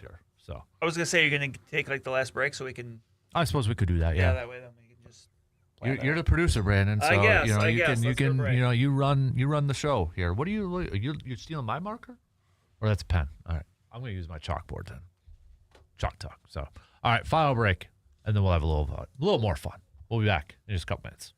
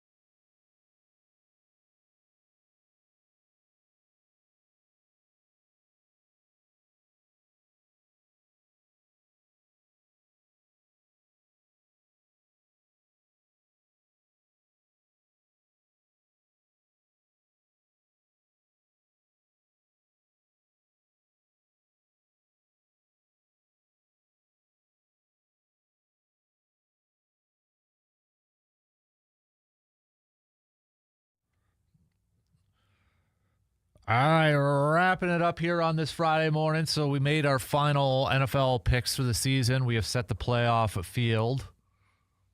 Now, because we're nerds about this and we want to predict everything, the playoff schedule. to see how much we're right. The infamous Saturday, first game Saturday, CBS, right? 3:30-ish. It's always CBS 3:30. I don't know if we're picking networks or anything like that. I don't think so. Yeah, I mean, Saturday 3:30. We know the night games. Right. But yeah. So what do you got for Saturday? For that first game on Saturday, have Buffalo Jacksonville. I thought about that. That was my second pick. There you go. But I got to go Texans Ravens. I had to. Texans are in that spot. I have to. I think it's a rematch from last year too. Texans Ravens. I think you're right. In the playoffs. So, but that was my second pick. Was Bills Jaguars. So Saturday night, the primetime game, that would be NBC. I got Philadelphia and Los Angeles Rams. So I've got San Fran at Philly for that one. So yeah. Okay. So I did it in the wrong order, so my bad. But yeah, the episode. No, yeah, but that's okay. Yep. And then Sunday noon. My Sunday noon game in this schedule would be Houston at Pittsburgh. All right. I got Chargers Patriots for Sunday noon. Sunday 3:30. Sunday 3:30. Sunday 3:30, sorry. Green Bay, Chicago. That one just seems NFL on Fox, Tom Brady. Yep. I didn't know if they would put it, like, even though how crazy the last game was in primetime, I didn't know if they'd put them in primetime again. Mm-hmm. So I kind of went back and forth on it a little bit, but I figured, and plus with the NFC game being in primetime Saturday night, spoiler alert for what I got coming up here, but yeah, I've got Green Bay at Chicago as the 3:30 Fox game. Yep. This is where I struggled because I don't know if they'd want this for a Sunday one, but it's where I have it. So what do you got for Sunday? Kind of a little bit my Sunday night game was Chargers at Patriots. Okay. I could see that one, but I went with the Rams Panthers. I can't have the Panthers on Monday when they played Saturday. I forgot about that. Yeah, that's fair. So, because I would think that would be the perfect Monday one, but I don't know if they'd give the Panthers another extra day. Yeah, I didn't think of that. But my thing was, because, spoiler alert, going off that, then see it. Mine would be Seahawks at Panthers. That would be my Sunday or my Monday game. Mm-hmm. My thinking was, number one, I tried to avoid putting a West Coast team in the noon Sunday game. Yep. That would, and you got Chargers on there too. But then I was just thinking, like, the last 2 years, the 4-5 NFC matchup has been that game on Monday night. And I'm like, I was kind of fighting that. Like, are they really going to do that 3 years in a row? Mm-hmm. But I don't know. That just feels like it for me. Seattle at Carolina, 4-5. That's my Monday. Yeah. So, and that's where I went Bills Jags for Monday night. I could see that. So. Plus, I mean, mixing it up, because I said it's been the NFC the last couple of years. I think maybe this is the year, but yeah. Mm-hmm. So, and we'll probably just get one or two right. Oh yeah. So yeah, I mean, and I think they're going to announce them probably during Sunday night's game. Yeah. Because in that one too, they literally could just say the winner of this will play on yada yada yada versus the Texans. Yep. So they'll know that ahead of time. They don't have to worry about the other scenarios and such. So I believe that's going to be announced during Sunday Night Football. Like they have to. So, but all right. I will say, of these games this weekend, the one that I am very, like, if I had to put a confidence rating on it, confidence points. You know me and confidence points. Oh yes, you love them. Seattle, San Francisco one. Oh yeah. That to me, that's gonna be fun. Which Sam Darnold's gonna show. Right. I mean, hey, he has a chance. I mean, he has a chance to learn from the same situation last year. Mm-hmm. Yeah. Boy, do you buy? Okay, so looking at your playoff field and looking at my playoff field, I mean, we're pretty much the same except for a couple. We got the same NFC teams, just the different Steelers, Ravens, and the AFC. Are you still buying the narrative there is no juggernaut team on either side? Yep. I am. Can you make a case for each team? Let's look at the AFC. You can make a case for Denver. Yep. I think you can make a case for the Patriots. Mm-hmm. I think you can make a case for the Jaguars. Yep. Buffalo, Houston. The two, Steelers and Chargers I kind of have a little bit tougher time with. But I think you can make a case for 5 in the AFC, NFC. 49ers, yeah. Bears, you got to say it. Yeah, mm-hmm. I think there's fewer in the NFC, maybe, because, I think you can make a case for those 3 NFC West teams. Philly, like they could because they're still very talented, but it's just not clicking for them. Mm-hmm. You know, I'm looking at all these teams, and what's one thing they all, if you really look at it, what's one thing that they all have in common that I think could be a reason why each one of these teams to go to the Super Bowl? Quarterbacks. Yep. They've all got their quarterback, don't they? Denver's got Bo Nix, Drake May, Trevor Lawrence, Aaron or Lamar, Yeah. C.J. Stroud, Josh Allen, Justin Herbert, Brock Purdy, Caleb Williams, Jalen Hurts, Bryce Young, Sam Darnold, Matthew Stafford, Jordan Love. Yeah. It's probably, I don't think that's a coincidence. Yeah, and I think, you know, when it gets to this time, you know, and I get it, Packers fans are going to be down with a lot of their injuries. But if I were to tell any Packers fans, if they said, give me one reason for being an optimistic for a playoff run, it would be you still got your starting quarterback. You still got Jordan Love. So, and yeah, I mean, you look at it, and even like last year, so Denver last year was a playoff team with 7 seed. Bo Nix was a starter. Wasn't, you know, it was like, okay, there's stuff there, but, you know, it wasn't really the guy that, you know, you probably could carry his team. And he has definitely grown this year. Him and Drake May, I mean, a lot of these guys, Caleb Williams, you know. How about Bryce Young, too? Yeah. The guy gets benched. For Andy Dalton. Yeah, for Andy Dalton. And I think, Carol, for a lot of those times when that guy gets benched, it's like career's done, or at least their job at that team is done. They go back to him. And as soon as they went back to him last year, it was like that just flipped a switch for him. So we talk about how now in this day and age, the quarterback position in the NFL, it's like if you don't prove it right away, I mean, look at what's going on with your team. Yeah. There's a lot of people saying, okay, do they need a different quarterback already? Yeah. So credit to Bryce Young. That guy, he turned that thing around and he got another opportunity and he hasn't given it back. And he's got his team one win away from going to the postseason. So, but I also think that's a credit to Carolina, how Dave Cannell's handled that situation. That they, more times than not, teams screw up their quarterbacks. Yep. And I think Carolina did it the right way. Right. So, but that's one heck of a story. What are you doing? I'm just curious. I just want to see it, how it looks. But if I was chuckling because if I change the result in Tampa Bay and the Falcons win, I just wanted to see the look at the NFC South, where you have 3, 8, 9 teams and a 6 and 11 team. Now switch it to New Orleans. So Tampa would get it, then it's 8-9, 8-9, 7-10, 7-10. All 4 teams within one game. Wow. I mean, there's a world here where if Detroit beats Chicago, all 4 NFC North teams are within 2 games with winning records. And you look at some of these divisions, like the AFC East, Miami is perfectly in the middle, but then you have the Jets as a tank. AFC West, same thing, Kansas City, and then Vegas is just so far behind. AFC North, Cleveland. Yeah, so everyone far seems like they have one distant fourth place. Every conference or every division in the AFC is like that.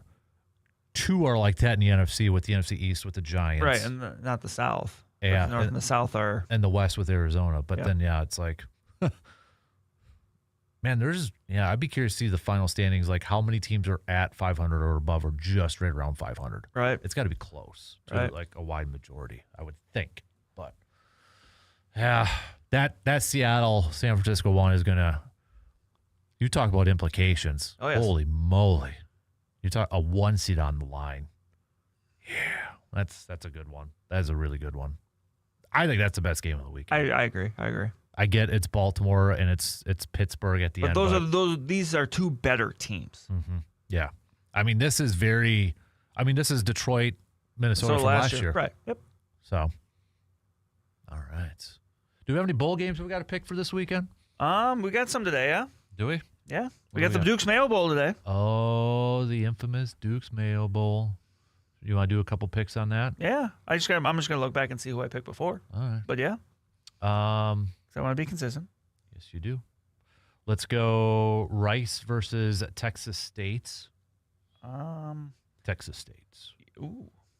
I'm just looking to see because I want to make sure I had my pick from before. In that game, went, of course, with Texas State. Navy, Cincinnati? Navy. Arizona versus SMU? I went with Arizona. In the Trust and Will Holiday Bowl. Wake Forest, Mississippi State. Duke's Mayo Bowl, I went with Wake Forest. Mm-hmm. I went Mississippi State. I'll ask you for your pick because you won't be here on Thursday. Miami, Ole Miss. Man. I really like how Miami has come out and played, specifically on defense. But I'm going to go with the story. I'm going to go with Ole Miss. I want Ole Miss. Like I said, I'm pulling for Ole Miss in that. I'm going to go with Ole Miss. I want Ole Miss, but that defense from Miami was tough. So I'm going to go with the Hurricanes for my pick, even though I could change it because I got plenty of time to change it beforehand. But I'm going to go Miami. So, and then we'll be able to pick the Big Ten invite for the Peach Bowl. Mm-hmm. Now, Indiana and Oregon played each other this year, right? Yes, and that was. Now, if I remember correctly, Indiana won in Oregon, but wasn't it like a late field goal or a block field goal or something? It was 30-20 was the final score. Okay. Oh no, never mind. I'm thinking of the Iowa game. Never mind. My bad. Okay. My bad. 30-20. But yeah, it was in Oregon too. So that's Oregon's only loss of the season, right? I believe so. Yeah. So that should be a good one too. Should be a very good one in the Peach Bowl. Yeah. They will be. Those two Big Ten teams will be in the heart of SEC territory. I believe that's in Atlanta. All right. Shot clock's going to cut us off here in about 30 seconds. So, again, reminder, NFL playoffs start tomorrow. Well, it kind of does for some of these teams. So, but kickoff, we got 2 games for tomorrow. Carolina at Tampa Bay and then Seattle at San Francisco. So, we'll have the playoffs sets by the time we're back on Monday, breaking it all down. So, can't believe we're already there, man. We've hit Just it. yesterday, we were at the draft. Yeah. Yep. All right. By the way, we never talked about that really quick where they're lowering the minutes of the first round. Yeah. Could have done that a year earlier. Could have. Man. All right. Have a good weekend. We'll be back at it Monday morning, 6 a.m. Talk to you then.